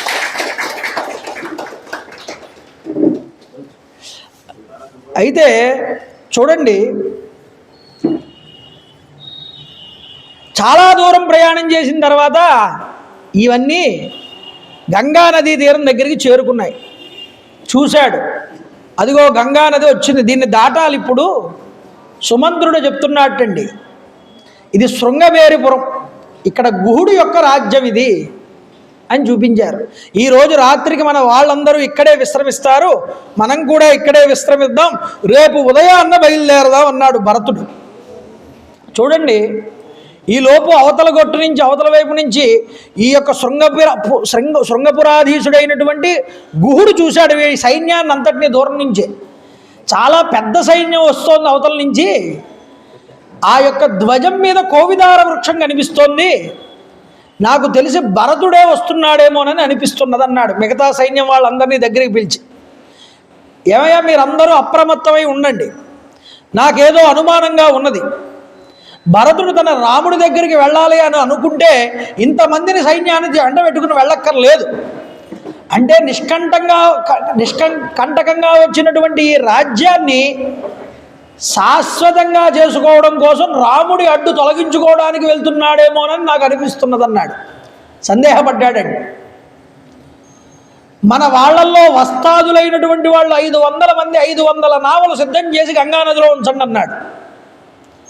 అవతల వాడు వచ్చిన విషయాన్ని ఏంటో తెలుసుకున్నాక వాడు రాముడికి శత్రువై కనుక వస్తే ఈ గంగానదిలో ఈ బోట్లలో ఎక్కించుకోండి, గంగానది మధ్యకి తీసుకువెళ్ళి అక్కడ ముంచేయండి వీళ్ళందరినీ అన్నాడు. లేదు, మంచి భావంతో వచ్చి ఉంటే కనుక ఈ భరతుడు ఈగ వాలకుండా దోమ కాటయ్యకుండా వాళ్ళందరినీ జాగ్రత్తగా అవతల గట్టుకు దింపాలన్నాడు. ఇలా ఆజ్ఞ ఇచ్చాడండి ప్రభువుగా. ముందు సైన్యాన్ని సిద్ధం చేసుకున్నాడు. దేనికైనా సిద్ధంగా ఉండాలి మనందరం అన్నాడు. శాస్త్ర మర్యాదను అనుసరించి పళ్ళు పువ్వులు ఫలాలు తిరుబండారాలు అన్నీ పట్టుకుని ఎదురు వెళ్ళాడు భరతుడికి. సుమంత్రుడు చెప్పాడు, అదిగో వస్తున్నాడు చూసావా, ఆయనే గుహుడు, రాముడికి చాలా ఆప్తుడు అని చెప్పాడు. ఎందుకంటే ఆయన ఇదివరకు ఇక్కడ వేట నిమిత్తమై వచ్చినప్పుడు ఇతనితో చాలా మంచి సంబంధం ఉండేది, అతనికి స్నేహితుడు అవుతాడు, బాగా ఆప్తుడు అవుతాడు. అంటే రాముడి యొక్క ఆప్తుడు అనగానే భరతుడికి కూడా ఒక పెద్ద గౌరవం వచ్చిందండి. నమస్కారం చేశాడు వచ్చి, అయ్యా నా పేరు గుహుడు, నేను ఈ శృంగబేరిపురాన్ని అంతటినీ కూడా పరిపాలిస్తూ ఉంటాను, నిషాదరాజుని. నీ అన్నగారు శ్రీరామచంద్ర ప్రభు నాకు చాలా ఆప్తమిత్రుడు, నాకు ప్రభు, అతని హితాన్ని కోరి మేము ఎప్పుడూ కూడా ఆయనకి సేవ చేశాం. మీరందరూ అస్త్రశస్త్రాలతో సన్నద్ధులై ఈ గంగా తీరం దగ్గర నిలిచి ఉన్నారు. ఏమిటి కారణం? ఏమయ్యా, మేము రాముడి మీద ఏదైనా దురాభిమానంతో కనుక రాలేదు కదా నువ్వు, నాకు సందేహంగా ఉంది.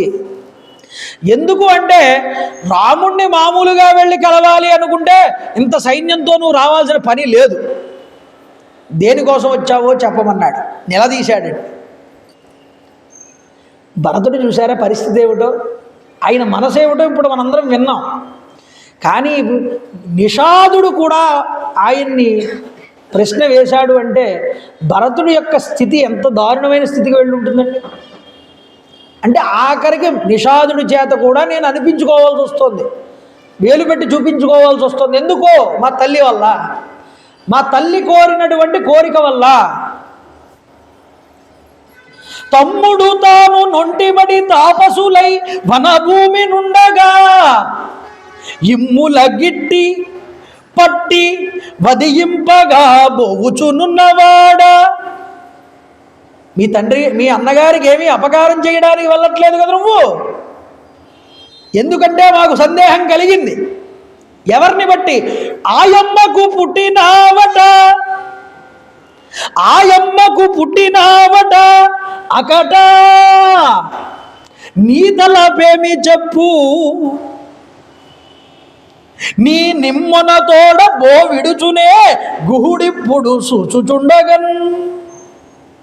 నువ్వు కైక కుమారుడు అని మాకు తెలుసు, కైక యొక్క దుర్బుద్ధి నీకు కూడా ఉండి ఉంటే ఆ ప్రయత్నాన్ని ఇప్పుడే విరమించుకో, లేకపోతే ఈ గుహుడేంటో కాస్త రుచి చూస్తే గానీ నువ్వు బయటికి వెళ్ళలేవన్నాడు. ఈ మాట అనేటప్పటికీ చాలా బాధపడ్డాడండి భరతుడు. చెప్పుకుంటున్నాడు నమస్కారం చేసి, అయ్యా రాము పట్టము గట్ట కిరాతనాథ తోడితే పోయదను గాని ద్రోహిగాను. మా అన్నగారు రామచంద్ర ప్రభువుకి పట్టాభిషిక్తుణ్ణి చెయ్యాలనేటటువంటి ఉత్సాహంతో ఆయన్ని బతిమాలి తీసుకువెళ్ళడానికి వెళ్తున్నానయ్యా, అంతేగాని ఆయనకి ద్రోహం చేసేవాడిని నేను అన్నటికీ కాదన్నాడు. బాధపడుతూ చెప్పుకున్నాడు ఈ మాట. నేను తప్పు చెయ్యలేదు, నేను నిర్దోషిని అని 1-2 సార్లు అందరి దగ్గర ఆయన చెప్పుకుంటున్నాడు. నన్ను నిర్దోషిగా గుర్తించండి అని ఆనందించాటండి. నీకన్నా గొప్ప ధర్మాత్ముడు ఎవరు ఉండడయ్యా, నువ్వు ధన్యాత్ముడివి. అప్రయత్నంగా ప్రాప్తించినటువంటి ఈ మహారాజ్యాన్ని సులభంగా విడిచిపెట్టావు, శభాష్. వాస్తవంగా ఈ భూమండలంలో నీతో సమానమైన వాడు ఎవ్వడూ కూడా ఉండడు. అన్నగారికి ఇంతటి గొప్ప సేవ చెయ్యదలిచావా, నేను నిన్ను దగ్గరుండి నేను నావ దాటిస్తాను ఈ యొక్క గంగానది అన్నాడు. మీ సైన్యాన్ని అంతటినీ దాటిస్తానన్నాడు. ఈ విధంగా చెప్పగానే, నాయన లక్ష్మణుడు రామచంద్ర ప్రభు ఆ రోజు నీ దగ్గరికి వచ్చినప్పుడు ఏం చేశారో, ఎక్కడున్నారో ఇవన్నీ విషయాలు నాకు చెప్పవయ్యా అని అడిగాడు. అడిగితే చెప్పాడు. ఆ రోజు రామచంద్ర ప్రభు వచ్చారు, ఇదిగో కనిపిస్తోంది కదా, ఈ గార చెట్టు కిందే నిద్రించారయ్యా. లక్ష్మణుడు పాదాలు కడుక్కోవడానికి గంగానదీ జలాలు తీసుకొచ్చాడు. రామచంద్ర ప్రభు సంధ్యావందనం చేసుకుని కాళ్ళు కడుక్కుని వచ్చి కూర్చుని సీతమ్మ తల్లితో ఇక్కడే ఈ శయ్య మీద నిద్రించారు. లక్ష్మణుడు నిద్రించలేదు, కాపలా కాస్తూ ఉన్నాడు. ఆయన దగ్గరికి వెళ్ళి, అవే నువ్వు కూడా నిద్రపో, నేనున్నాను, ఇక్కడ మేము బాగా కాపు కాయగలం చెప్తే వినలేదు. కోసల దేశ సామ్రాట్ అయినటువంటి రామచంద్ర ప్రభు ఈరోజు ఇలాంటి పరిస్థితుల్లో చూసి నాకు నిద్ర ఎలా వస్తుందయ్యా అని బాధపడ్డాడయ్యా. దశరథ మహారాజు గారు మమ్మల్ని అరణ్యానికి పంపిన తర్వాత ఆయన బతికి ఉంటాడో లేదో అన్నది కూడా అనుమానమే. నిజానికి ఆయన బ్రతికి ఉండగా వెళ్ళి ఆయన్ని చూడగలిగిన వాళ్ళం అయితే మాకన్నా అదృష్టవంతులు మరొకళ్ళు లేరు అని చెప్పి బాధపడ్డాడు. తర్వాత రోజు ఉదయమే లేచి రామచంద్ర ప్రభు మర్రిపాలు తెప్పించుకుని జటలు కట్టించుకున్నారయ్యా. రాముడును లక్ష్మణుడు ఇద్దరు కూడా ఆ గంగానదీ తీరం దగ్గర మర్రిపాలు వేసుకుని జడలు కట్టుకున్నారు, జటావల్కలాలు ధరించారు. రామలక్ష్మణులు 2 భద్రగజాల వల్లే శోభిల్లుతూ ధనుర్బాణాలు ఖడ్గాలు ధరించి సీతాదేవితో కూడి ఈ నదిని దాటి అవతల వైపుకు వెళ్ళిపోయారని చెప్పాడు. అయితే బాధపడుతున్నటువంటి భరతుడు మా అన్నగారు జటలు ధరించాడని చెప్పగానే తాను కూడా బాధపడి మర్రిపాలు తెప్పించుకున్నట్టే. శత్రుఘ్నుడు భరతుడు ఇద్దరు కూడా ఆ రోజు రాత్రి అందరికీ కూడా విడిది ఏర్పాటు చేశాడు గుహుడే. ఆ సైన్యానికి అందరికీ భోజనం పెట్టాటే. ఎంతమంది ఉన్నారు వాళ్ళు? నేను చాలా ఆనందించాను నాయన, మా అన్నగారు నిద్రించిన ప్రదేశంలోనే నేను నిద్రిస్తానన్నాడు. అక్కడే పడుకున్నాడు. పొద్దున్నే లేచాడు, శత్రుఘ్నుణ్ణి లేపాడు, ఇద్దరు జటలు ధరించారు. ఆ గంగానది దగ్గరికి వెళ్ళి జటావల్కలాలన్నీ కూడా చేసుకున్న తర్వాత నారచీరలు కట్టుకుని వాళ్ళు కూడా ఇక ప్రయాణానికి సిద్ధమయ్యారు. ముందుగా భరతుల వారు ఎక్కారట, శత్రుఘ్నుడు ఎక్కాడు, మంత్రులు ఎక్కారు, మిగతా జనాలు దాసదాసీ జనాలందరూ కూడా వారి వారి స్థానాల్లో పడవలన్నీ ఎక్కారు. మాతృమూర్తులైన కౌసల్య, సుమిత్ర, కైకేయి కూడా ఎక్కారు. ఇలా ఎక్కి 500 పడవలు కాకుండా స్వస్తిక గుర్తులో ఉన్నటువంటి కొన్ని పడవలు తీసుకొచ్చారట. వాటికి పెద్ద పెద్ద పడవలవన్నీ కూడా, వాటికి కిటికీలు కూడా ఉన్నాయట. అలాంటి వాటిల్లోకి వీళ్ళు ఎక్కారు, స్త్రీలందరూ కూడా. కొన్ని పడవల మీదకి గుర్రాలని రథాలని కూడా ఎక్కించారు. అయితే కొంతమంది యువకులు చిన్న చిన్న పడవలు ఉంటాయి చూసారా, అలాంటివి ఎక్కి వాళ్ళు ఒడ్డు వేసుకుంటూ వెళ్ళిపోతున్నారు అవతల ఒడ్డుకి. అప్పటికి కొంతమంది ఈత కొట్టుకుంటూ వెళ్తున్నారు అవతల ఒడ్డుకి. ఈత బాగా వచ్చిన వాళ్ళు. అయితే ఇలాగ మొత్తం సంభారాన్ని అంతటినీ కూడా యువతల నుంచి అవతల వైపు తరలించారు. అందరూ చేరారు, బయలుదేరారు, ముందరికి వెళ్ళారు. చాలాసేపు వెళ్ళిన తర్వాత భరద్వాజ మహర్షి యొక్క ఆశ్రమం వచ్చింది. భరద్వాజ మహర్షి వారు దూరం నుంచే చూశారు భరత కుమారుల వారు. సైన్యాన్ని అంతటినీ దూరంగా విడిచిపెట్టించాడండి. దూరంగా విడిచిపెట్టించి తాను, వశిష్ఠ మహర్షి, సుమంత్రుడు మొదలైన వాళ్ళు వెళ్ళారట. మొట్టమొదట వశిష్ఠ మహర్షిని చూడగానే దూరం నుంచే భరద్వాజుడు లోపలికి ఆహ్వానం చేశాడు. అర్ఘ్యపాద్యాదులన్నీ కూడా ఇచ్చాడు. ఇచ్చిన తర్వాత చూడండి, భరతుడికి భరతుడు వశిష్ఠుడు ఇద్దరూ కూడా ప్రవరలు చెప్పుకున్నారట భరద్వాజుడి దగ్గర. మేము ఫలానా గోత్రీకులం, ఫలానా వాళ్ళం. అయ్యా నువ్వెవరో నాకు తెలుసు, మీ అన్నగారు ఇంతకు ముందే వచ్చి వెళ్ళారు, ఆరోగ్య భాగ్యాలు, అగ్నికార్యాలు, వృక్ష సంపద, శిష్యులు, మృగాలు, పక్షులు అన్నీ కూడా బాగున్నాయా, నీ రాజ్యం బాగుందా అని అడిగాట. అడిగిన తర్వాత కిమిహా గమనే కార్యం తవ రాజ్యం ప్రశాసదః ఏతదాచక్ష్వమే సర్వం నహి మే శుద్ధ్యతే మనః. రాజ్య పరిపాలన చేసుకోవలసినటువంటి నువ్వు ఇక్కడికి రావాల్సినటువంటి పనే ఉందయ్యా భరత అని అడిగాటండి. భరద్వాజుడు కూడా పరీక్షిస్తున్నాడు. ఇక్కడికి రావాల్సిన పనే ఉంది, పూర్తిగా ఈ విషయాన్ని నాకు చెప్పు, అప్పుడు కానీ నా మనసు కుదుట పడదన్నట్టు. అంటే కీడు చేయడానికి ఏం వెళ్ళట్లేదు కదా మీ అన్నగారికి నువ్వు అనే ఉద్దేశ్యం. అయ్యా అందరూ నన్ను దూషించారు, అన్నీ తెలిసిన మీరే ఇలా అంటే ఎలా అండి? బాధపడుతున్నాడు భరతుడు. అనవుడు నప్పుడు ఇలా అంటే, అనవుడు నప్పుడు ఆ భరతుడు అమ్ముని పుంగవు కోప చిహ్నములు గనుగొని. ఆయన కోపంగా ఇలా అడిగేటప్పటికీ ఆయన చిహ్నాలు మొహంలో ఉన్న కోపాన్ని చూసి భీతుడై నృపశిఖామణి రాముని తోడి తెచ్చి భూవిని తకు నాదు చేయుటకు వచ్చుటుగా కిటు ద్రోహ చింతన నామనమున లేదు, నాకు ఇట మార్గము చూపుము తపోదనోత్తమా. రాముణ్ణి పట్టాభిషిక్తుణ్ణి చేయడం కోసం బతిమాలి తీసుకువెళ్దామనే ఉద్దేశంతో వచ్చారు తప్ప ఆయనకి కీడు చేయాలనే ఉద్దేశ్యం నా యందు ఇంచుక మాత్రము కూడా లేదు.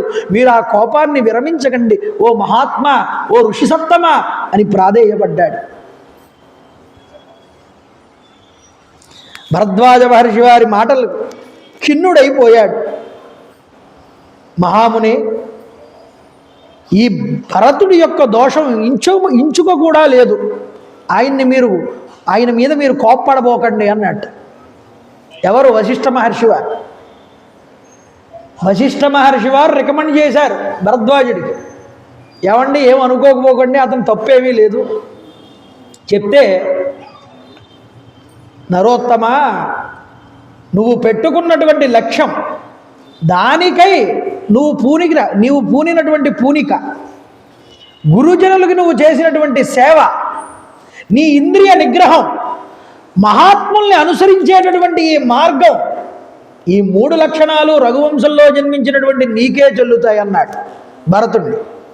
మరి ఇంతగా కోపం ఎందుకు పడ్డారండి అంటే, నిన్ను పరీక్షించాలనే ఈ మాట అన్నాను. నీ గొప్పతనం ఏమిటో ఈ లోకానికి అందరికీ తెలియాలని ఈ మాట నేను ఉపయోగించానయ్యా, నాకు తెలియక కాదు అని భరద్వాజ మహర్షి వారు చెప్పారు. నీ సైన్యం అంతా ఎక్కడుంది? నువ్వొక్కడవే కనిపిస్తున్నావు, వాళ్ళందరూ ఎక్కడున్నారని అడిగితే, అయ్యా వాళ్ళు ఆశ్రమ ప్రశాంతతకు భంగం కలిగిస్తారని తీసుకురాలేదు, వాళ్ళని బయట ఉండమని చెప్పాను. మీ అందరికీ నేను ఆతిథ్యం ఇవ్వాలనుకుంటున్నానయ్యా, తీసుకురా అన్నట్టు. భరద్వాజ ఆతిథ్యం అంటారండి దీన్ని రామాయణంలో. ఆతిథ్యం ఇస్తే ఎలా ఇవ్వాలో ఈయన చూపిస్తాడు మనకి.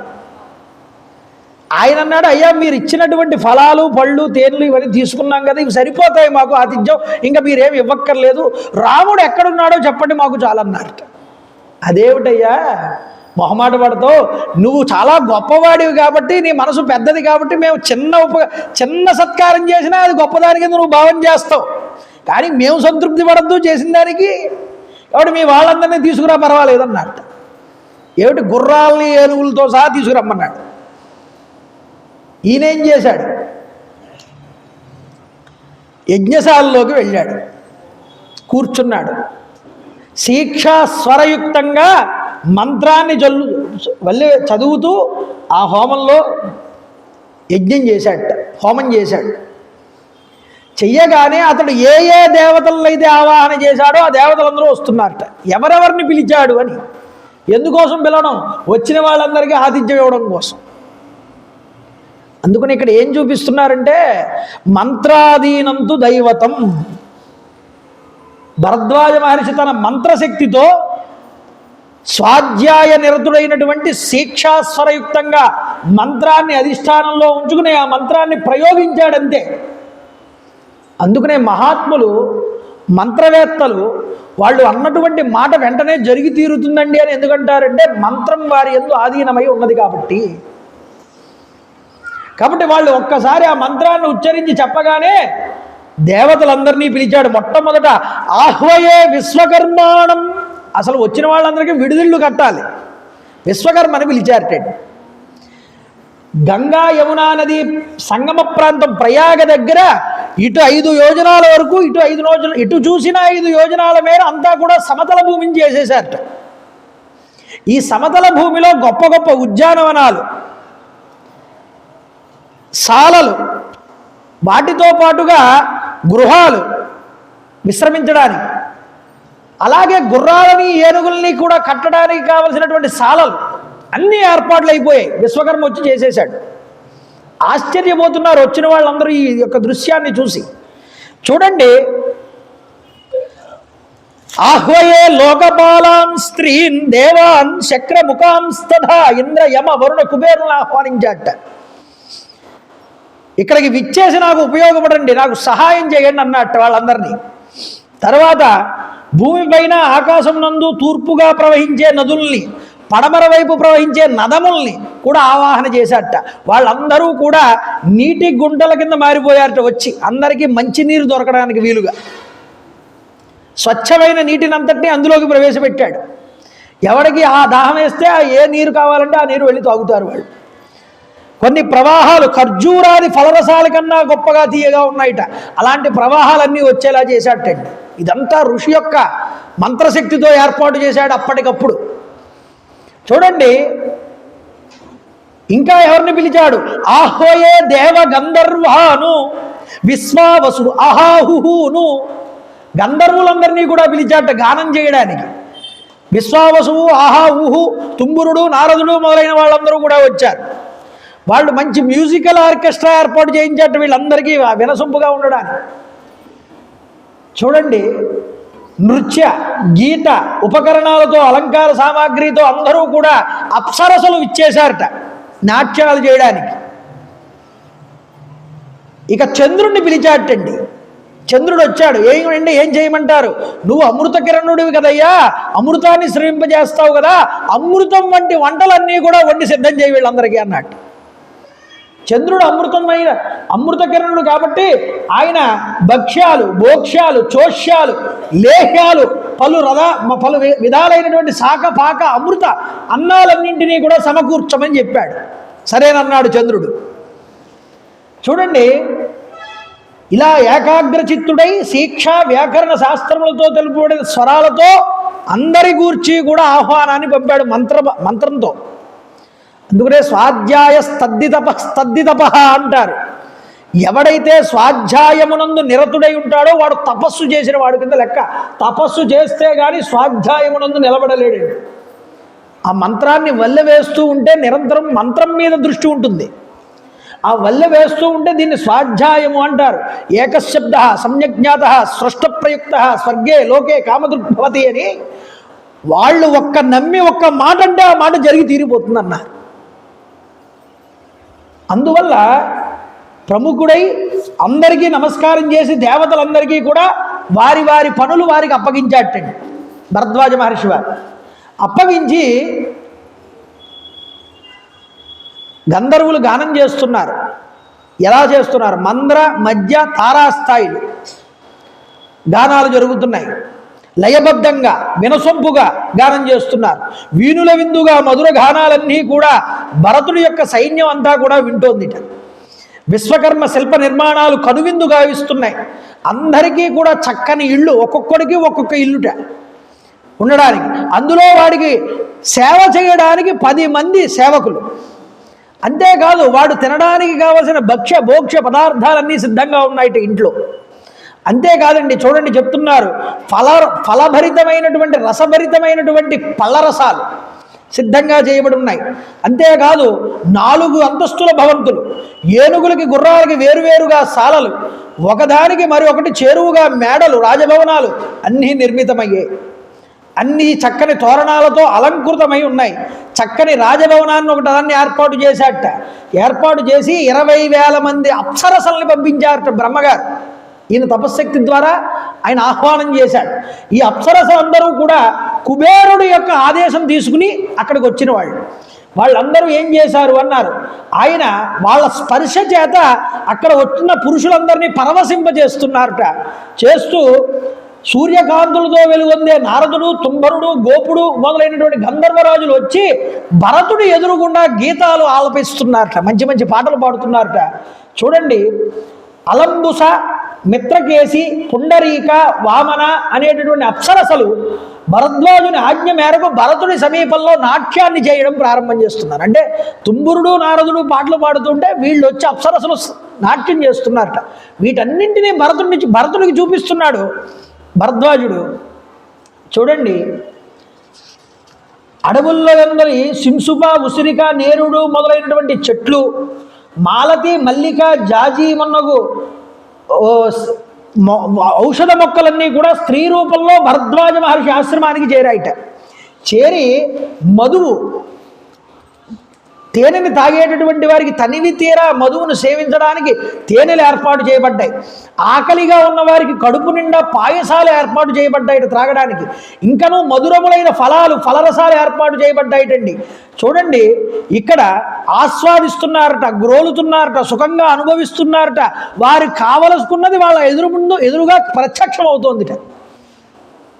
ఒకడు చెయ్యి పట్టేవాడు ఒకడు, కాలు పట్టేవాడు ఒకడు, ఎదురుగుండా పాట పాడేవాడు ఒకడు, నాట్యం చేసేవాడు ఒకడు. వాడు భోగాలలో మునిగిపోయి ఇది ఇంద్రుడి యొక్క అమరావతినా లేకపోతే మరి ఏదైనా లోకమా, చాలా అద్భుతంగా ఉందనుకుంటున్నాడు ప్రతి ఒక్కడు కూడా. ఇక ఎంత స్థాయి వరకు వెళ్ళిపోయిందంటే భరద్వాజుడి యొక్క ఆతిథ్యం మనకి అయోధ్య అక్కర్లేదు, అరణ్యాలు అక్కర్లేదు. రాముడు అరణ్యాల్లో ఉంటాడు, భరతుడు రాజ్యాన్ని ఏలుకుంటాడు. మనం మాత్రం అటు వెళ్ళక్కర్లేదు, ఇటు వెళ్ళక్కర్లేదు, ఇక్కడే హాయిగా జీవితాంతం గడిపేద్దాం అనుకుంటున్నారు కొంతమంది. అంటే అంతటి స్థాయికి తీసుకుపోయాడు సుఖాలు.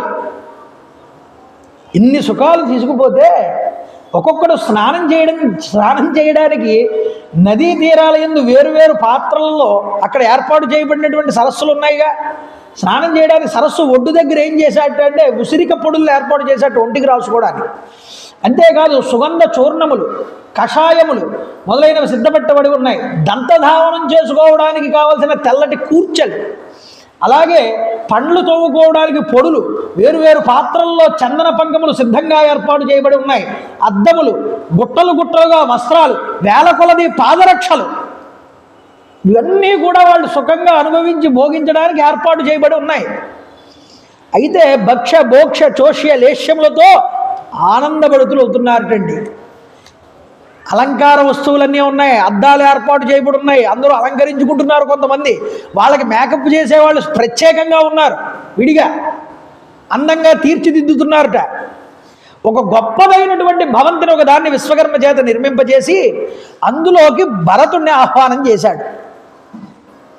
ఇంత ఆనందాన్ని చూపించి, సుఖభోగాలన్నీ చూపించి అందరూ మైమరిచిపోయారు. భరతుడు కూడా మైమరిచిపోయాడు అనుకుని లోపలికి తీసుకువెళ్ళాట ఆ భవనంలోకి భరద్వాజుడు. తీసుకువెళ్తే అక్కడ ఉన్నటువంటి ఆసనాలు, వాహనాలు, శయన తల్పాలు, షడ్రసములైనటువంటి దివ్య భోజన పదార్థాలన్నీ ఏర్పాటు చేయబడి ఉన్నాయి. అయితే ఆ రాజభవనం చాలా గొప్పగా మేఘం వలె ప్రకాశిస్తోంది. వాటన్నింటినీ చూశాట భరతుల వారు చూశారు. స్నానాలకి భోజనాలకి అనువైన ఆసనాలు ఏర్పాటు చేయబడి ఉన్నాయి. శయ్యలు అందంగా సిద్ధం చేయబడి ఉన్నాయి. కైకేయీసుతుడు మహాభావు అయిన భరతుడు భరద్వాజ మహర్షి అనుమతితో వివిధ రత్నాలతో తాపడం చేయబడినటువంటి ఆ రాజభవనంలోకి ప్రవేశించాట. మంత్రులు, పురోహితులు అందరూ భరతుని వెంట లోపలికి ప్రవేశించారటండి. ఆ భవన నిర్మాణాన్ని చూసి, ఆ వైభవాన్ని చూసి అందరూ సంతోషిస్తున్నారు, అబ్బురపడిపోతున్నారు, ఆనందపడిపోతున్నారు. భరతుడు అక్కడ ఉన్నటువంటి సింహాసనాల్ని, దివ్యములైనటువంటి ఛత్ర చామరాల్ని కూడా చూశాడు. అంటే ఒక వేదిక, ఆ వేదిక మీద ముందు మెట్లున్నాయి. ఆ మెట్లెక్కితే పైన ఒక పెద్ద సింహాసనం ఉంది. ఛత్ర చామరాలతో వీస్తున్నటువంటి స్త్రీలు పట్టుకుని సిద్ధంగా ఉన్నారు. భరద్వాజ మహర్షి వారు వచ్చి అన్నారు, ఓ భరత, ఇంకేంటయ్యా ఆలోచిస్తావు, వెళ్ళి అధిష్ఠించవయ్యా సింహాసనాన్ని అన్నారు. భరతుల వారు పైకి ఎక్కుతున్నారు. ఆశ్చర్యంగా చూస్తున్నారు. వచ్చిన వాళ్ళందరూ ముఖాన్ని పక్కకి తిప్పుకోలేకపోతున్నారట. భరతుల వారు పైకెక్కి ఆ సింహాసనాన్ని చూశారు. అక్కడే పక్కన పువ్వులు ఉన్నాయి పళ్ళెల్లో. ఆ పువ్వులు చేతిలోకి దేశుల్లోకి తీసుకున్నారట. తీసుకుని కళ్ళగద్దుకుని ఈ పువ్వులన్నీ ఆ సింహాసనంలో వేసి, ఈ సింహాసన స్థానం మా అన్నగారైనటువంటి రామచంద్ర ప్రభువుది కానీ నాది కాదన్నట్ట. తిరిగి ఆయన భృత్యుణ్ణి కాబట్టి ఆయన కన్నా కింద ఉన్నటువంటి కొద్దిగా కింద ఉన్న సింహాసనంలో నేను కూర్చుంటానని ఆ సింహాసనంలో కూర్చునేటప్పటికీ అందరూ జయ జయధ్వానాలు చేశారు. పుష్పవృష్టి కురిపించారు. దేవతలందరూ ఆనందించారు, ఋషులందరూ ఆనందించారు. విషయ వాసనల వైపుకు వెళ్ళిపోకూడదండి బుద్ధి. భరతుడు ఎంత భక్తుడో, పరమాత్మ మీద ఆయనకు ఉన్నటువంటి దృష్టి ఎంత గొప్పదో చూపిస్తున్నారు. ఇన్ని సుఖాలు ఏర్పాటు చేసిన భరద్వాజుడు సుఖాల వైపు మనసు వెళ్ళలేదు. ఇంత సుఖాల మధ్యలో కూడా ఆ సింహాసనం ఎవరిదో గుర్తుపెట్టుకున్నాడు. ఇది నాది కాదు, ఈ యొక్క పదవి, ఇది నా అన్నగారిది. ఇది భక్తికి పరాకాష్ఠ. ఇది భరతుడిలో ఇంత భక్తి ఉన్నది అని నిరూపించడం కోసం తన తపశ్శక్తిని కూడా దారపోశాడు భరద్వాజుడు. ఎందుకోసమని ఇందాక చెప్పానుగా, ఏది సమర్పణ, ఏది ఖర్చు పెట్టినా అది పరమాత్మ కోసమేగా ఖర్చు పెట్టేది. పరమాత్మ కోసం ఖర్చు పెడితే అది ద్విగుణీకృతమైన ఫలితం ఇస్తుంది, కానీ దానివల్ల జరిగేదేం లేదు. అందువల్ల పరమాత్మ కోసం చేసింది ఖర్చు కింద భావన చేయక్కర్లేదు. అది మళ్ళీ దానికి ఎక్కువ అన్నింతలుగా ఇస్తాడు భగవంతుడు. అందుకనే దానం చేసిన వాడు ఎప్పుడూ కూడా వృద్ధి చెందుతాడు. ఎందుకు వృద్ధి చెందుతాడంటే, వాడు ₹1 దానం చేస్తే 10 రూపాయలు భగవంతుడు ఇస్తాడు వెనకాల మళ్ళీ. ఎందుకని? వీడు సరి అయిన పద్ధతిలో సరి అయిన కార్యక్రమానికి ధనాన్ని ఉపయోగిస్తున్నాడు లోకశ్రేయస్సు కోసమని. అందుకనే దానం చాలా గొప్పదైనటువంటి ధర్మం. కాబట్టి తన తపశ్శక్తిని కూడా రామచంద్ర ప్రభు కార్యంలో దారపోశాడు భరద్వాజుడు. ఆయన భక్తుడు. ఎన్ని సుఖాలున్నా సుఖాలు ఏమీ లెక్క చేయకుండా ఆ సుఖాల్లో కూడా రాముడిని విడిచిపెట్టలేదు భరతుడు. అయోధ్యాపుర ప్రజలందరూ కూడా రాముడు మాకు కావాలి, తిరిగి రావాలనుకున్న వాళ్ళే. కానీ భరతుడి భక్తి ముందు వాళ్ళ భక్తి నిలబడలేదు. ఇంత విషయ సుఖాలు వచ్చేటప్పటికీ మాకు రాముడు అక్కర్లేదు, భరతుడు అక్కర్లేదు, అయోధ్య అక్కర్లేదన్నారు. కాబట్టి సుఖాలు వచ్చినప్పుడు తల నెత్తికెక్కి కళ్ళు భగవంతుడిని విస్మరించగయ్యా. ఆ స్థాయిలో నిన్ను కూర్చోబెట్టిన వాడు కూడా భగవంతుడే అని వినయాన్ని ప్రకటించు భరతుడిలాగా. నీకు గొప్పదైనటువంటి అనుగ్రహం లభిస్తుంది. భక్తికి పరాకాష్ఠ ఇదే. అందుకని భగవద్భక్తుడు భరతుడు. అందువల్ల భక్తి శాస్త్రాన్ని చాలా గొప్పగా చూపిస్తుందండి ఈ యొక్క రామాయణం మనకి. చూడండి, ఈ విధంగా ఆనందింపజేశారు. అయ్యా, తర్వాత రోజు నిద్రించారు, తర్వాత రోజు లేచారు. ఎవరికి వాళ్ళు మేము వెళ్ళి వస్తామని దేవతలందరూ ఆజ్ఞ తీసుకుని భరద్వాజుడి దగ్గర వెళ్ళిపోయారట. తెల్లవారేటప్పటికి అదంతా మాయమైపోయింది. ఆశ్చర్యంగా ఉంది. రాత్రంతా సుఖాలు అనుభవించిన వాళ్ళు ఇవన్నీ ఏమైపోయాయని ఆశ్చర్యపోయారు. కాసేపు అలా సుఖాలు కనిపించాయి అంతే ముందర వాళ్ళకి, మళ్ళీ మాయమయ్యాయి. మాయమైన తర్వాత, అయ్యా మాకు మా సపరివారానికి అంతటికీ ఆతిథ్యం ఇచ్చారు మీరు, ఇక హాయిగా మాకు రాత్రి గడిచింది ఇక్కడ, ఇక మేము బయలుదేరడానికి సిద్ధపడుతున్నాం, రామచంద్ర ప్రభు ఎక్కడ ఉంటున్నారో ఆ మార్గాన్ని నిర్దేశించండి అని అడిగాడు. అడిగితే నాయనా భరత, ఈ ప్రయాగకి 2.5 యోజనాల దూరంలో చిత్రకూట పర్వతం అనేటటువంటిది ఉన్నది. అక్కడ మందాకిని అనేటటువంటి ఒక సరస్సు ప్రవహిస్తూ ఉంటుంది. ఆ మందాకిని నదికి ఈ యొక్క చిత్రకూటం పర్వతం ఆనుకుని ఉంటుంది. ఆ చిత్రకూట పరిసర ప్రాంతంలోనే రామచంద్ర ప్రభు నివసిస్తున్నట్లుగా నాకు తెలిసింది. కాబట్టి మీరు వెళ్ళవలసింది. కాబట్టి ఇక్కడి నుంచి పశ్చిమంగా వెళ్ళండి, యమునా నదీ తీరాన్ని వెంటబెట్టుకుని. మీకు 2 దారులు కనిపిస్తాయి. ఒకటి పశ్చిమంగా కనిపిస్తుంది, ఒకటి దక్షిణం వైపుకు తిరిగి ఉంటుంది రహదారి. ఆ దక్షిణం వైపు రహదారిలోకి తిరిగి మీరు కాస్త ముందరికి వెళ్తే మీకు ఈ మందాకిని నది, దానికి ఆనుకుని ఉన్నటువంటి ఈ చిత్రకూట పర్వతం ఇవన్నీ కనిపిస్తాయి, మీరు వెళ్ళండి అని చెప్పాడు. సైన్యాన్ని వెంట పెట్టుకుని ఆయన దగ్గర పాదాలకి నమస్కారం చేసి భరద్వాజ మహర్షి వారికి వెళ్తూ ఉండగా, నాయన మీ తల్లుల్ని నాకు పరిచయం చేయి ఒకసారి అన్నాడు ఆయన. అయ్యా మహానుభావ, రామచంద్ర ప్రభువుని కన్నటువంటి తల్లి మహాత్మురాలు ఈ కౌసల్యాదేవిని పరిచయం చేశాడు. తర్వాత సుమిత్రాదేవిని చూపించి, లక్ష్మణుడు సేవాతత్పరుడై రాముణ్ణి అనుసరించాడు కదండి, ఆ సేవాతత్పరుడైనటువంటి లక్ష్మణుడు తల్లిగారి యొక్క సుమిత్రను చూపించాడు. ఆ తర్వాత ఇదిగో ఈవిడ వల్లే మా అన్నగారు అరణ్యానికి వెళ్ళవలసి వచ్చింది, మా తండ్రి గారు స్వర్గస్థుడవ్వాల్సి వచ్చింది. మీ యొక్క కుల పాంసిని ఎవరు అంటే ఈ రాక్షసి, నా తల్లి ఈవిడ కడుపులో నేను చెడబుట్టాను, ఈవిడే ఆవిడ కైక అని చూపించాడు. నాయన అదే అనబోకన్నాడు భరద్వాజ మహర్షి గారు. తల్లిని నిందించబోకయ్యా, కైకేయి చేసినటువంటి పని భవిష్యత్తులో అందరికీ కూడా సుఖాన్ని ఇచ్చేటటువంటిదే. రాముడు అరణ్యవాసం వెళ్ళడం అనేటటువంటిది దేవకార్యానికి లోకోపకారానికి గొప్పదైనటువంటి శ్రేయస్సునిస్తుంది. దేవతలకి, దానవులకి, భగవద్ధ్యాన నిరతులైన మహర్షులకి కూడా, ఈ జగత్తుడికి అంతటికీ కూడా రామ వనవాసం అనేటటువంటిది హితాన్నే చేస్తుంది. ఇది భవిష్యత్తులో అందరికీ శుభాన్ని ఇచ్చేటటువంటి కార్యం. కాబట్టి ఇందులో మీ తల్లిగారి యొక్క తప్పు ఏమీ లేదు. ఆ సమయానికి మీ తల్లిగారి యొక్క బుద్ధి యందు సరస్వతి ఆ విధంగా ప్రవర్తించింది అని చెప్పాడు. చెప్పి, తల్లిని నిందించబోకయ్యా, జాగ్రత్తగా ఉండు, తల్లిని జాగ్రత్తగా చూసుకుంటూ వెళ్ళు, రామదర్శనం నీకు తప్పకుండా అవుతుందని పంపించాడు. చూడండి, భరతుడు చక్కగా ప్రయాణం అయ్యారు. ముందరికి యమునా నదిని దాటారు, అవతలకి వెళ్ళారు. వెళ్ళిన తరువాత పశ్చిమాభిముఖులై వెళ్తూ ఉంటే వాళ్ళకి దారి దక్షిణం వైపుకి తిరిగారు. ముందరికి వెళ్ళిపోతూ మందాకిని నదీ జలాలు, చిత్రకూట పర్వతం ఇవన్నీ కనిపిస్తున్నాయి. అక్కడికి చేరుకున్నారండి. చూశాడు ఆ ప్రదేశాన్ని. ఈ వనప్రదేశం జనరంజకంగా లేక నిశ్శబ్దంగా భయంకరంగా కనిపిస్తోంది. కానీ అసంఖ్యాకమైనటువంటి మన సైన్యం ఇక్కడికి రావడం వల్ల ఈ ప్రదేశం అంతా అయోధ్యగానే అనిపిస్తోంది నాకన్నట్టు. అనిపిస్తూ రామలక్ష్మణులు కనబడేంత వరకు కూడా మన సైనికులు ఈ అడవి అంతటా కూడా తిరుగుతూ బాగా వెతకండి అని చెప్పాడు. ఓ ప్రభో, అదిగో చూడండి దూరంగా పొగలు కనిపిస్తున్నాయి అన్నారు సైనికులు. ఈ పొగలు ఏమిటి అన్నారు. అంటే అక్కడ పొగ ఉన్నది అంటే అగ్ని ఉన్నదని గుర్తు. మనుష్యులు లేని చోట అగ్ని అనేటటువంటిది ఉండడం అసంభవం కదా, కాబట్టి అక్కడ రామలక్ష్మణులు ఉండి ఉంటారు అని మాకు అనిపిస్తోంది అని అన్నారు. అయితే ఒక పని చేయండి, ప్రశాంతంగా మీరందరూ ఇక్కడే ఉండండి, ముందుకు కదలకండి. సుమంత్రుడు గురువు గారైనటువంటి వశిష్ఠుడితో నేను ముందరికి వెళ్ళి రామచంద్ర ప్రభు వారిని దర్శిస్తానని ఆయన ముందు బయలుదేరాడు. ఈ భరతుల వారు బయలుదేరితే కొండల్ని గిరుల్ని దాటుకుంటూ ముందరికి వెళ్ళి చిత్రకూట పర్వతాన్ని చూస్తూ ముందరికి వెళ్తూ ఉంటే ఈ లోపు అక్కడ వాల్మీకి మహర్షి వారు చూడండి, రామచంద్ర ప్రభు సీతామాత అక్కడ ఏం చేస్తున్నారు చిత్రకూటంలో అన్నది చూపిస్తున్నాడు. చూపిస్తూ ఉంటే రామచంద్ర ప్రభు సీతాదేవిని వెంట పెట్టుకుని ఆ మందాకిని నదీ జలాల దగ్గర ఉన్నటువంటి ఆ చిత్రకూట పర్వతం మీద విహరిస్తున్నారట వీళ్ళిద్దరూ. విహరిస్తూ ఆ చిత్రశోభలన్నింటినీ కూడా చూపిస్తున్నాడు రాముడు సీతామాతకి.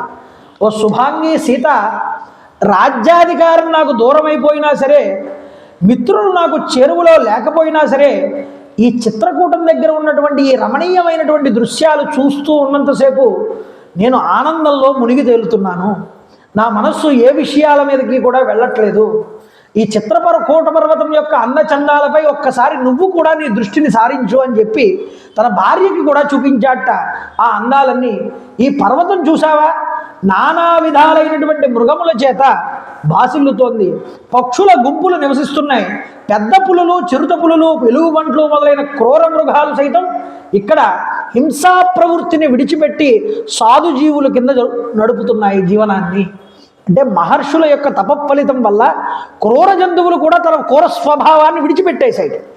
చూడండి, ఆహ్లాదకరమైనటువంటి ఈ కొండ చర్యల యందు పరస్పరం ప్రేమానురాగాలతో జంటలు జంటలుగా విహరిస్తున్నటువంటి ఈ కిన్నెర జాతి యొక్క జాతిని చూడమమ్మా. కిన్నెర జాతి పురుషులు స్త్రీలు విహరిస్తున్నారు, వాళ్ళని చూడమన్నట్ట. కొన్ని చోట్ల జలపాతాలు పైకి కిందకి దూకుతున్నాయి, మరి ఒక చోట్ల భూమిని చీల్చుకుని నీటి ఊటలు పైకి స్రవిస్తున్నాయి, చిన్న చిన్ని ప్రవాహాల కింద కదులుతున్నాయి. అవన్నీ కూడా ఈ పర్వతం మీద మద జలధారలు విడిచిపెడుతున్న ఏనుగా అన్నట్లుగా ఈ పర్వతం కనిపిస్తోంది. ఓ జానకి, ఈ వనవాసం అనేటటువంటిది చేయడం వల్ల నేను తండ్రి ఆదేశాన్ని పాలించిన వాడిని అయ్యాను, పితృరుణాన్ని తీర్చుకోవడం వాడిని అయ్యాను, తమ్ముడైనటువంటి భరతుడికి ప్రియాన్ని చేసిన వాడిని కూడా అయ్యాను, కాబట్టి నాకు ఈ 2 ఫలితాలు దక్కుతాయి అని చెప్పాడు. అలా చెప్తూ ఒక మనోజ్ఞమైనటువంటి దృశ్యాలన్నీ కూడా చూపిస్తున్నాడు. హాయిగా నువ్వు కూడా నాతో కూడి విహరించు, నువ్వు కూడా ఈ పర్వతం యొక్క అందాలన్నింటినీ కూడా దర్శిస్తున్నావు కదా, నువ్వు కూడా నాలా ఆనందిస్తున్నావు కదా అని అడిగాట భార్యని. అడిగితే అంటున్నాడు ఇంకా భార్యతో, మా వంశానికి మూల పురుషుడైనటువంటి మనువు ఎప్పుడూ ఒక మాట చెప్పేవాడు. ఆయన ఏమనేవాడంటే, నియమపూర్వకంగా ఎవరైతే వనవాసం చేస్తారో వాళ్ళకి అమృతత్వం అనేటటువంటిది లభించి వాళ్ళు పరమపదాన్ని పొందుతారు చెట్ట చివర అని చెప్పేవాడు ఆయన. ఆ మనువు మాటలు నాకు గుర్తొస్తున్నాయి, మా గురువుల ద్వారా విన్నాను ఈ మాటలన్నీ. అందువల్ల మనం ఈ వనవాసం 14 ఏళ్ళు కూడా నియమంగా మనం పాటిస్తూ చక్కగా కనుక ఈ వనవాసాన్ని పూర్తి చేస్తే మనకి అమృతత్వం సిద్ధిస్తుందని చెప్పాడు భార్యతో. చెప్పిన తర్వాత, ఓ ప్రాణేశ్వరి సీత, శ్రేష్టమైనటువంటి వనవాస నియమాలని పాటిస్తూ సత్పురుషుల యొక్క మార్గంలో మసలుకునేటటువంటి నీతోనూ లక్ష్మణుడితోనూ ఈ 14 సంవత్సరాల కాలం సంతోషంగా నేను గడిపేస్తాను అని చెప్పాడు. అయిపోయిన తర్వాత ఆ కొండ దగ్గర నుంచి కిందకి దిగారు. కిందకి దిగి వచ్చి మందాకిని నదీ జలాల ఒడ్డుకు చేరుకున్నారు. ఆ నది యొక్క ఒడ్డుకి చేరుకుని క్రమంగా అంటున్నట్టు రామచంద్ర ప్రభు, సీత, ఒక్కసారి ఈ రమ్యమైనటువంటి ఈ మందాకిని నదిని ఒక్కసారి చూడు, ఎంత గొప్పగా ఉన్నదో. చాలా పక్షులతోనూ అపూర్వమైనటువంటి తీరములతో, కమలముల యొక్క శోభలతో, వృక్షముల యొక్క పువ్వులతో, పండ్లతో ఈ యొక్క నదీ తీరం విలసిల్లుతున్నదన్నాడు. సౌగంధిగా సరస్సు వలె కనిపిస్తున్నదన్నాడు. ఈ నదీ జలములు నిర్మలంగా ఉన్నాయి, మధురంగా ఉన్నాయి.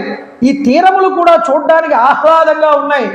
లేళ్ల గుంపులు వచ్చి ఈ మధుర జలాలని తనివి తీరా త్రాగుతున్నాయి, ఆనందిస్తున్నాయి. ఈ నీళ్లలో దిగినప్పుడు జలములు కుంకుమ రంగులోకి మారుతున్నాయి.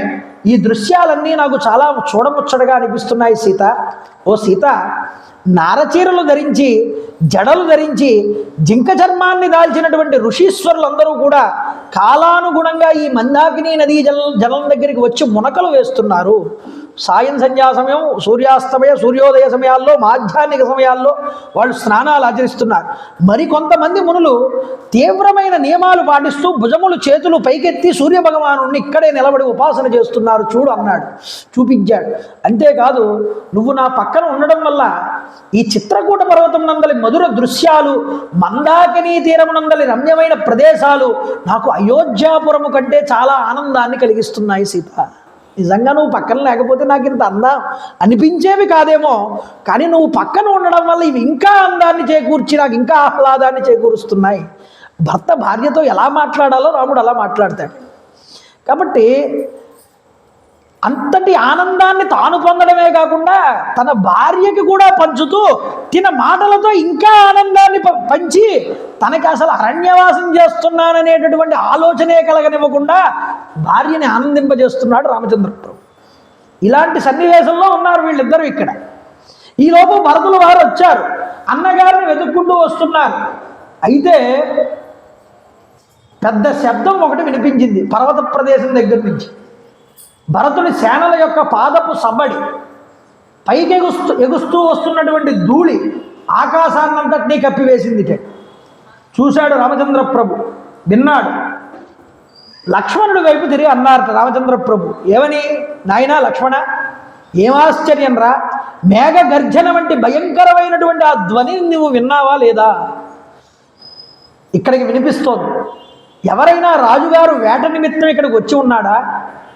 లేకపోతే ఏదైనా రాజు జైత్రయాత్రకి వెళ్తున్నాడా? లేదా క్రూర మృగములు ఏవైనా సరే ఈ పర్వత ప్రాంతానికి చివర వచ్చి గర్జిస్తున్నాయా, ఒకసారి చూడు నాయన తెలుసుకో అన్నారు. అక్కడే పెద్ద మద్ది వృక్షం ఉన్నది. ఆ మద్ది వృక్షం మీదకి ఎక్కాటండి లక్ష్మణుడు. ఎక్కి తూర్పు వైపు చూశాడు, ఏమీ కనిపించలేదు. అక్కడి నుంచి అలా ఉత్తరం వైపుకు తిరిగాడు. ఉత్తరం వైపు తిరిగి చూడగానే రథ అశ్వ గజ బలములతో నిండి ఉన్నటువంటి ఒక పెద్ద కాల్బలం, అశ్వబలం, గజబలం కూడా కనిపించింది. వెంటనే అన్నయ్య గారి వైపు తిరిగి, అన్నయ్య వెంటనే అగ్నులు ఆర్పు చేసే అన్నాడు. ఎందుకు అగ్నులు ఆర్పు చేయడం? అగ్ని ఉంటే పొగ వస్తుంది, పొగను బట్టి శత్రువు మన జాడ కనిపెడతాడు, అగ్నిని చల్లార్చమన్నాడు. ఈ సౌమిత్రి ఈ యొక్క సీతాదేవిని తీసుకువెళ్ళి గుహలో భద్రపరచు, ధనుర్బాణాలు స్వీకరించు, నడానికి ఖడ్గం కట్టుకో, మనం యుద్ధానికి సిద్ధపడాలన్నాడు. రాముడు అన్నాడు, అసలు ఆ సేన ఎవరిదో ఏంటో కనిపెట్టవయ్యా అన్నాడు.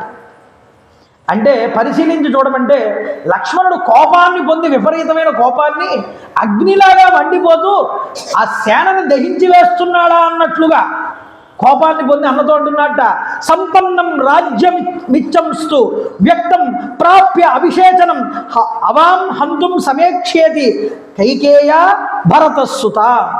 ఈ సేన క్రూరాత్మురాలైన కైకేయి యొక్క కుమారుడైనటువంటి భరతుడిదే అన్నయ్య అన్నట్టు అని అతడు అయోధ్యలో రాజ్యాభిషిక్తుడై తన అధికారాన్ని నిష్కంటకంగా ఏర్పాటు చేసుకోవడం కోసం, మనల్ని చంపడం కోసం వస్తున్నాడు. ఈయనే ఊహించుకుంటున్నాడు లక్ష్మణుడు. ఆవేశపురుడని చెప్పాడుగా, అందుకనే దగ్గర పెట్టుకున్నాడు రాముడు. అందువల్ల ముందుగానే ఏదో జరిగిపోతుంది అనే ఒక ఆలోచనలోకి వెళ్ళిపోయాడు ముందుగానే. అంటే అప్పటిదాకా భరతుడు కూడా మన తల్లుల్ని జాగ్రత్తగానే చూసుకుంటాడు అన్నయ్య, నన్ను మాత్రం విడిచిపెట్టద్దు అన్నాడు. నువ్వు వెళ్ళిపో, అమ్మకి సేవ చేయంటే ఇప్పుడు ఒకేసారి కోపం ఆపుకోలేకపోయి కోపం వచ్చేసింది. ఆ సైన్యంతో వచ్చిన భరతుడిని చూడగానే చూడండి, ఇదిగో సేనకి ముందు భాగంలో శోభాసంపన్నమైన బలమైన మాను కలిగినటువంటి కోవిధార వృక్ష ధ్వజం, జెండా కనిపిస్తోంది. ఈ కోవిధార వృక్షం ఈ యొక్క ఇక్ష్వాకు వంశం వారిదే కాబట్టి భరతుడే వచ్చాడన్నా కనిపిస్తున్నది. త్వరగా పరిగెత్తగల గుర్రాలనెక్కి అశ్వికులందరూ కూడా ఇటువైపే వస్తున్నారన్నయ్య. నీకు నువ్వు సీతాదేవికి నాకు ఇట్టి మహా కష్టాలు తెచ్చిపెట్టిన భరతుణ్ణి నేను ఈరోజు ఉపేక్షించనన్నట్ట. చూడండి, ఇతడి మూలంగానే కదా నువ్వు రాజ్యాధికారాన్ని శాశ్వతంగా కోల్పోయింది. శత్రువైన భరతుడు ఇప్పుడు మన చేజిక్కినాడు, ఇక ఈ చేజిక్కినటువంటి భరతుడిని ఉపేక్షించకూడదు. ఈరోజే మొట్టు పెట్టేస్తాను, నా చేతుల్లో చావు తప్పదు భరతుడు కన్నాడు. నేడు యుద్ధరంగంలో భరతుడు నా చేతిలో హతుడవుతాడు, ఇది తథ్యం అన్నాడు.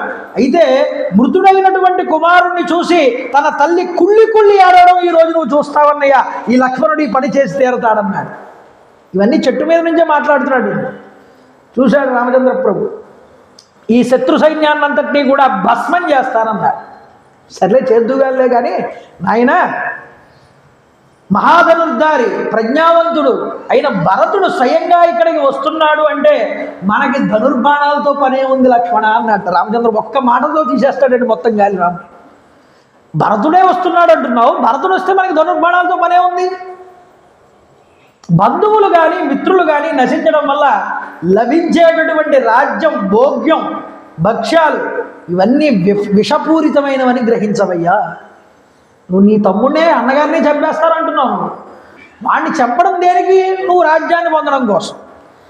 మన బంధువుల్ని సంహారం చేసి దాని ద్వారా వచ్చేటటువంటి ఈ కూడు విషంతో సమానమైనది. అట్టి దాన్ని నేను స్వీకరించనన్నాడు. ధర్మం అర్ధంచ కామంచ పృథివీంచాపి లక్ష్మణ. ధర్మ అర్ధ కామములు కానీ కడకు ఈ రాజ్యాన్ని కానీ మీ అందరి కోసం మాత్రమే నేను కోరుతాను తప్ప నాకు ఈ రాజ్యంతో పని లేదన్నాడు. నేను తలుచుకున్నాను అంటే ఈ భూమండలాన్నంతటినీ కూడా ఏకఛత్రాధిపత్యంగా పాలించి చేజిక్కించుకోగలను. ఎందుకు? మీ యొక్క సుఖం కోసం. అధర్మ మార్గంలో వచ్చినటువంటి ఒక్క చిల్లి గవ్వైనా సరే నాకు అక్కర్లేదన్నాడు రామచంద్రుడు. ఇంద్ర పదవి ఇచ్చినా సరే నేను ఇష్టపడినన్నాడు. ఓ లక్ష్మణ, భరతుడి యొక్క సోదర ప్రేమ నిరుపమానమైనటువంటిది. అతడు నాకు ప్రాణతుల్యుడు, ప్రాణాల కంటే ఎక్కువ భరతుడు నాకు. భరతుడు క్రుద్ధుడై తన తల్లి అయిన కైకేయితో పరుషమైన అప్రియమైన వచనాలు పలికి తరువాత తండ్రిని ప్రసన్నుణ్ణి చేసుకుని రాజ్యాన్ని నాకు అప్పగించడానికి వస్తున్నాడని నువ్వు ఎందుకు అనుకోలేకపోతున్నావు? నాతో యుద్ధం చేయడానికే వస్తున్నాడని నువ్వు ఎందుకు అనుకుంటున్నావు? లక్ష్మణ ఆలోచించు. భరతుడు ఇది వరకు ఎప్పుడైనా నీతో కోపంగా మాట్లాడడం కానీ, నీతో వాగ్వాదానికి దిగడం కానీ, నీతో యుద్ధం చేయడం కానీ ఏదైనా చేశాడా? అలాంటి భరతుడిని నువ్వు ఎప్పుడైనా చూసావా? పోనీ ఇప్పుడు భరతుడి మీద నిష్కారణంగా ఈ నిందలెందుకయ్యా వేయడం నువ్వు? ఈ భరతుడిని శంకించడం అనేటటువంటిది చాలా తప్పు. ఇక్కడికి వచ్చినప్పుడు భరతుడు అతడి ముందు కనుక నువ్వు కోపంగా మాట్లాడినా, దురుసుగా ప్రవర్తించినా నేను మాత్రం ఉపేక్షించనన్నాడు. అది నన్నన్నట్లే భావన చేస్తానన్నాడు రామచంద్రప్పుడు. కాబట్టి ఏమీ మాట్లాడకుండా సైలెంట్గా ఉండమన్నాడు. కావాలంటే భరతుడు వచ్చిన తర్వాత లక్ష్మణుడు రాజ్యం మీద ఆశపడుతున్నాడు, బాగా ఆశగా ఉన్నాడు, ఒరే భరత లక్ష్మణుడికి రాజ్యం రాసి ఇచ్చేయరా అని నేనే రికమెండ్ చేస్తా. భరతుడు ఏమంటాడో తెలుసా? నా మాట కాదంటాడు. వెంటనే నీకు రాసి ఇచ్చేస్తాడు రాజ్యాన్ని, నువ్వు వెళ్ళి అనుభవించు రాజ్యాన్ని, నాకు అక్కర్లేదు. ఈ మాట అనగానే సిగ్గుపడిపోయేటండి లక్ష్మణుడు. అన్నయ్య వస్తున్నది దశరథ మహారాజు గారే అయి ఉంటే అని మాట మార్చేట వెంటనే. అన్న తర్వాత నువ్వు ముందు కిందకి దిగి రమ్మన్నారు రామచంద్రప్పుడు. ఆ సేనకు ముందు భాగంలో శత్రుంజయం అనేటటువంటి ఒక మహాగజం కనిపిస్తోంది. అత్యున్నతమైన బలిష్టమైన గజ పరిపాలనా దక్షుడైనటువంటి మా తండ్రి దీనికి స్వామి. లక్ష్మణ, తండ్రి గారి శ్వేతఛత్రం మాత్రం కనిపించట్లేదు, కాబట్టి తండ్రి గారు రావట్లేదేమోనని నాకు అనిపిస్తున్నది, దీని మీద నాకేదో అనుమానం కలుగుతోందన్నాడు రాముడు. ముందే అనుమానం పడ్డాడు. దిగి వచ్చాడు కిందకి లక్ష్మణుడు. ఈలోపు భరతుల వారు వేగంగా వస్తున్నారు, వశిష్ఠ మహర్షిని సుమంత్రుణ్ణి వెంట పెట్టుకుని. చెట్లకి ఎరుపు గుడ్డలు కట్టిబడి ఉన్నాయిటండి కొమ్మలకి. భరతుల వారు వశిష్ఠుడితో అన్నారట, ఇలా చెట్లకి కట్టారు అంటే గుడ్డలు మార్గం మర్చిపోకుండా, అరణ్యాల్లో తప్పిపోకుండా కట్టుకున్నటువంటి ఏర్పాటు ఇది. ఇలా చేసేవాడు నా తమ్ముడు లక్ష్మణుడు ఒక్కడే అన్నట్ట. కాబట్టి లక్ష్మణుడు ఇక్కడే ఎక్కడో ఉండుంటారు, రాముడు లక్ష్మణుడు అని ముందరికి వేగంగా వస్తున్నారు. వస్తూ ఉంటే అక్కడ భరతుడు ముందరికి నడుస్తూ వస్తే ఋష్యాశ్రమాలు కనిపించాయి. అక్కడ అన్నగారి పర్ణశాల కుటీరం, దాని పక్కనే ఉన్న ఒక చిన్న పూరి గుడిసెని చూశాక. చూడండి, భరతుడికి ఆ పర్ణశాల యొక్క ముందు భాగంలో హోమం కోసం ఏర్పాటు చేయబడినటువంటి రాత్రిలప్పుడు నెగళ్ళు అంటే మంటలు పెట్టుకోవడానికి ఏర్పాటు చేయబడినటువంటి పుల్లలు, కట్టలన్నీ కూడా కనిపించాయి అక్కడ. వాటిని చూశాడు. పుష్పాలు, పూజ చేయడానికి సిద్ధంగా ఉంచబడిన పుష్పాలు కనిపించాయి. భరద్వాజ మహర్షి సూచించినటువంటి ప్రదేశం మనం చేరినట్లే అనుకుంటున్నామని, మందాకిని నది ఇదిగో ఇక్కడే ప్రవహిస్తోందని, ఎత్తైన ప్రదేశంలో చెట్ల కొమ్మలకు కట్టబడినటువంటి ఆ వల్కలాలన్నీ లక్ష్మణుడు ఏర్పాటు చేసినవేనని, ఇక్కడ రామచంద్ర ప్రభు దర్శనం నాకు అవుతుందని ఆశతో ముందరికి నడిచాడు భరతుడు.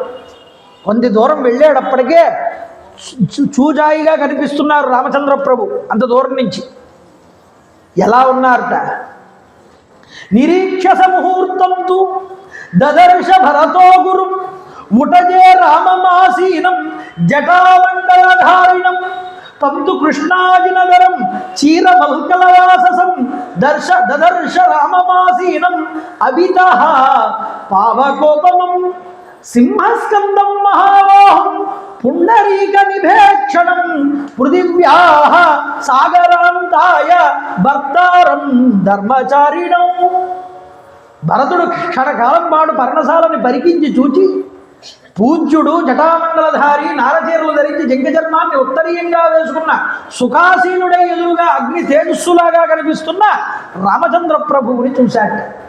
ఒక కవి అంటాడండి, ఎవరా పుణ్య తపోవనాంతరములో అవలీ పల్లల శయ్యపై అతడు లీలామానుషుండైన రాఘవుడేనా, మరి ఎవ్వర అసరస సాక్షాత్ ఆదిలక్ష్మ్యాంశ సంభవయౌ భూసుత సీతయా శత విదే భక్తి ప్రపూర్ణాంజలు. చిత్రకూటంలో పర్ణశాల దగ్గర సీతమ్మ తల్లిని దగ్గర కూర్చోబెట్టుకుని కూర్చున్న నారచీరలు ధరించినటువంటి రామదర్శనం భరతుడికి జరిగిందండి. ఎలా ఉన్నారు స్వామి? జగత్యాం పురుష వ్యాఘ్ర ఆస్తే వీరాసనే రతః. కుడికాలుని ఎడమ పాదం మీద వేసుకుని, ఈ కుడి పాదాన్ని ఎడమ కాలు మీద వేసుకుని కూర్చున్నారు.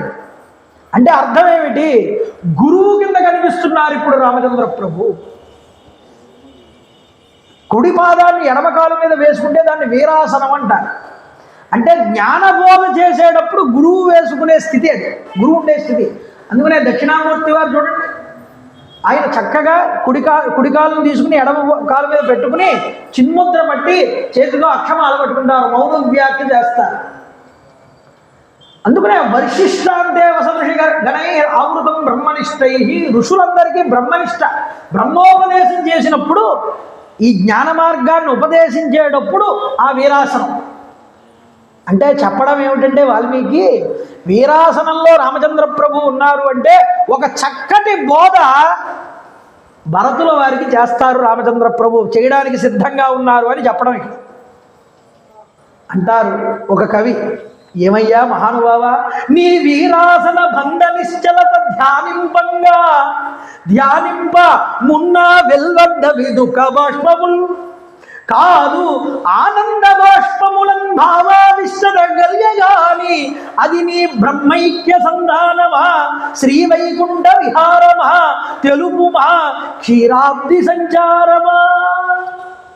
నువ్వు వీరాసనం వేసుకుని కూర్చుంటే అయ్యయ్యయ్యో ఇలా కృష్ణాజినములు ధరించి జడలు పట్టుకుని కాలు మీద కాలు వేసుకున్న రాముణ్ణి నేను చూడలేకపోతున్నానని నా కళ్ళంపట నీళ్ళొచ్చాయి. కానీ స్వామి తర్వాత అర్థమయ్యింది, ఇవి ఆనంద బాష్పాలు కానీ కన్నీళ్లు కాదు అని. ఎందుకు ఆనంద బాష్పాలుట? నువ్వు చేసే బోధ వల్ల నాకు జ్ఞానం కలిగి ఆనంద బాష్పాలు రాలాయి తర్వాత నాకు. ఇది నీ యొక్క బ్రహ్మైక్య సంధాన స్థితి అని నాకు అర్థమైంది చూడగానే అని కవులు దర్శించారండి. ఆ రామచంద్ర ప్రభు రూపాన్ని మనం ఎవరిని దర్శించడానికి? ఆ దర్శనం రావాలి, ఆ భావం రావాలి. మనం చదివినప్పుడు, మనం విన్నప్పుడు ఆ రూపాన్ని చూడండి ఎలా ఉన్నారు రామచంద్ర ప్రభు. బాధపడిపోతున్నాడు భరతుడు. మహనీయ మణిమయ మందిరంబుల నుండు ప్రభుడు నేడు ఉన్నాడు పర్ణశాల. ఎప్పుడూ మణిమయ మందిరాలలో నివసించేటటువంటి రామచంద్ర ప్రభువుని ఆ పర్ణశాలలో చూడలేకపోతున్నానంటున్నాడు భరతుడు. మెత్తని పాన్పున మేనొత్తు సుపినేడు తనువు చేర్చినాడు దర్భశయ్య లలిత మాల్యంబులు లలిగూని పదినేడు వలనొప్పగై కొన్నవాడు జడలు. మెత్తని పాన్పు మీద నిద్రించేటటువంటి రామచంద్ర ప్రభు ఈ రోజు దర్భశయ్యని ఆశ్రయించాడు కదా. లలిత మాల్యాలు పూలమాలికలు ధరించే రామచంద్ర ప్రభు ఈరోజు జడలు ధరించాడు. మృదులాంబరంబుల మెరయు పుణ్యుడు నేడు వలగొప్పగట్టిన వగ్గలమ్ములు పట్టు వస్త్రాలు ధరించే రామచంద్ర ప్రభు ఈరోజు నార వస్త్రాలను కట్టుకున్నాడు, చూడలేకపోతున్నావు అంటున్నారు భక్తులు. చూడలేముర తండ్రి వల్కల మటుల్ చుట్టంగా కంజూపులే మేలికొత్తడియగున్ నీరవును మాగుండే వేలాడంజొచ్చనవేమిటోయి తల నీలాలం జడల్ కూడనా వీడం రాదకో వీనిని వ్రత సమాప్తించేయు పర్యంతము. విడిచిపెట్టవయ్యా, చూడలేకపోతున్నామంటున్నారు భక్తులు. కోరి రాజన్యలోకంబు కొల్చు రాజమౌళి మణి నేడు మునిసేవ మరిగినాడు. రాజుల చేత రాజ్యాన్ని పరిపాలన చేస్తూ రాజుల చేత సేవలు అందుకునే మహాప్రభు ఈరోజు మునులు సేవ చేయడానికి అరణ్యానికి వచ్చాడు. వలసే నాకిప్పుడు ఈ దురవస్థ చూడా. ఇంతటి దురావస్థని చూడడం నాకు పట్టింది. ఈరోజు రాముడిని ఇలా చూస్తానని నేను అనుకోలేదు. కైక కడుపున పుట్టిన కారణమున, ఈ కైక కడుపులో పుట్టడం వల్ల నేను ఈ దృశ్యాన్ని చూడవలసి వచ్చింది అనుకున్నాడు. బాధపడిపోయాడు. దూరం నుంచి అన్నగారిని చూసి అన్నయ్య అని ఆర్తితో పిలిచేటప్పటికీ అన్నగారు వెంటనే ఆ తమ్ముడిని చూసి ఆనందంలో ఆయన కూడా నిలబడ్డారు. పరిగెత్తుకుంటూ వచ్చి పాదాల మీద పడ్డాట భరతుడు. శత్రుఘ్నుడు కూడా వచ్చి పడ్డాట పక్కనండి. ఇద్దరిని తమ్ముళ్ళని లేవదీశాడు రామచంద్ర ప్రభు. హక్కున చేర్చుకున్నారు. ఏమిట్రా నాయన భరత, తండ్రి గారు ఎక్కడున్నారా, నువ్వు ఒక్కడివే వచ్చావు ఇక్కడికి? ఏదేమైనా చాలా రోజులయ్యింది నిన్ను చూసి, 12 సంవత్సరాలు అయిపోయింది. చాలా చిక్కిపోయావురా తండ్రి, నువ్వు గుర్తుపట్టలేనంతగా అయిపోయావు. చిరస్య పశ్యామి దురాద్ భరతమాగతం కశ్చిత్ ధారయతే తాత రాజాయ త్వమహిమాగత. మహారాజు కుశలంగా ఉన్నారా? ఒకవేళ మన తండ్రి దుఃఖభారం చేత పరలోకగతుడు కాలేదు కదా, సౌమ్యుడా భరత, బాలుడు అవడం చేత మనకు వంశపారపరంగా వస్తున్నటువంటి ఈ రాజ్యం అన్యాక్రాంతము కాలేదు కదా, జాగ్రత్తగా చూసుకున్నావా రాజ్యాన్ని? సత్యసంధుడైన తండ్రి గారికి నిత్యం సేవలు చేస్తున్నావా? ఇంతకు నువ్వు ఇక్కడికి రావడానికి గల పనేమిటిరా చెప్పరా తండ్రి అడిగారు. చూడండి, గుహుడు వచ్చాడు, వశిష్ఠుల వారు వచ్చారు, వీళ్ళందరూ కూడా అక్కడ నిలబడ్డారు. నాయన రాజధర్మాలన్నీ చెప్పాడు. రాజు ఎలా పరిపాలన చేయాలి, అలా నువ్వు చేస్తున్నావా? రాజ్యం సుభిక్షంగా ఉందా? రాజ్యంలో ఎటువంటి అల్లర్లు చెలరేగలేదు కదా? నువ్వు రాజయ్యావా? శత్రు సైన్యాలు ఏమీ దండెత్తలేదు కదా? ఎలా ఉండాలో రాజ్యంలో ప్రభు అనేవాడు చెప్తాను వినమన్నాడు. రాగానే ఇంక ధర్మబోధేనండి. శాస్త్రబోధ, ధర్మబోధ, జ్ఞానబోధ, 3 బోధలు చూపిస్తాడు రామచంద్ర ప్రభు. అవి ఏమి చూపిస్తాడో ఈ రామ భరత సంవాదం అనేటటువంటి దాన్ని రేపు తెలుసుకుందాం. రాముడి స్థితప్రజ్ఞత అంటే ఏమిటో రేపు తెలుసుకుంటారు మీరు.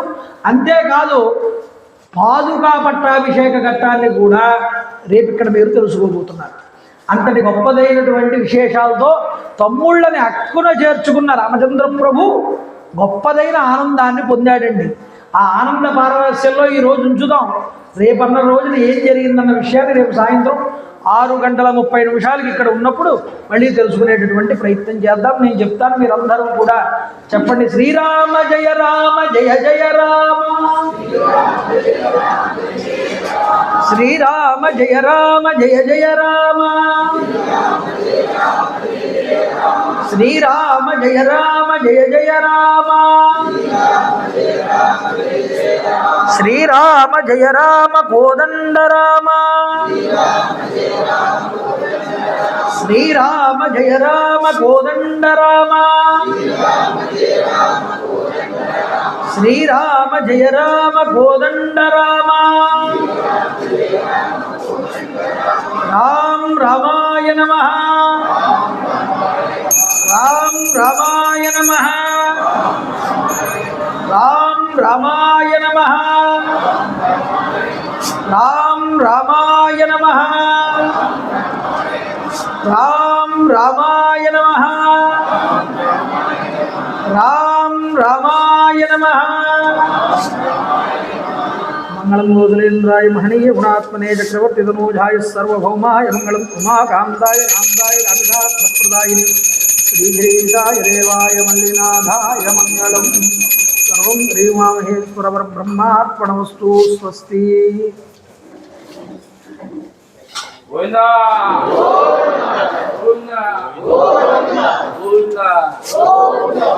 హర నమ పార్వతీపదే హర హర మహాదేవ.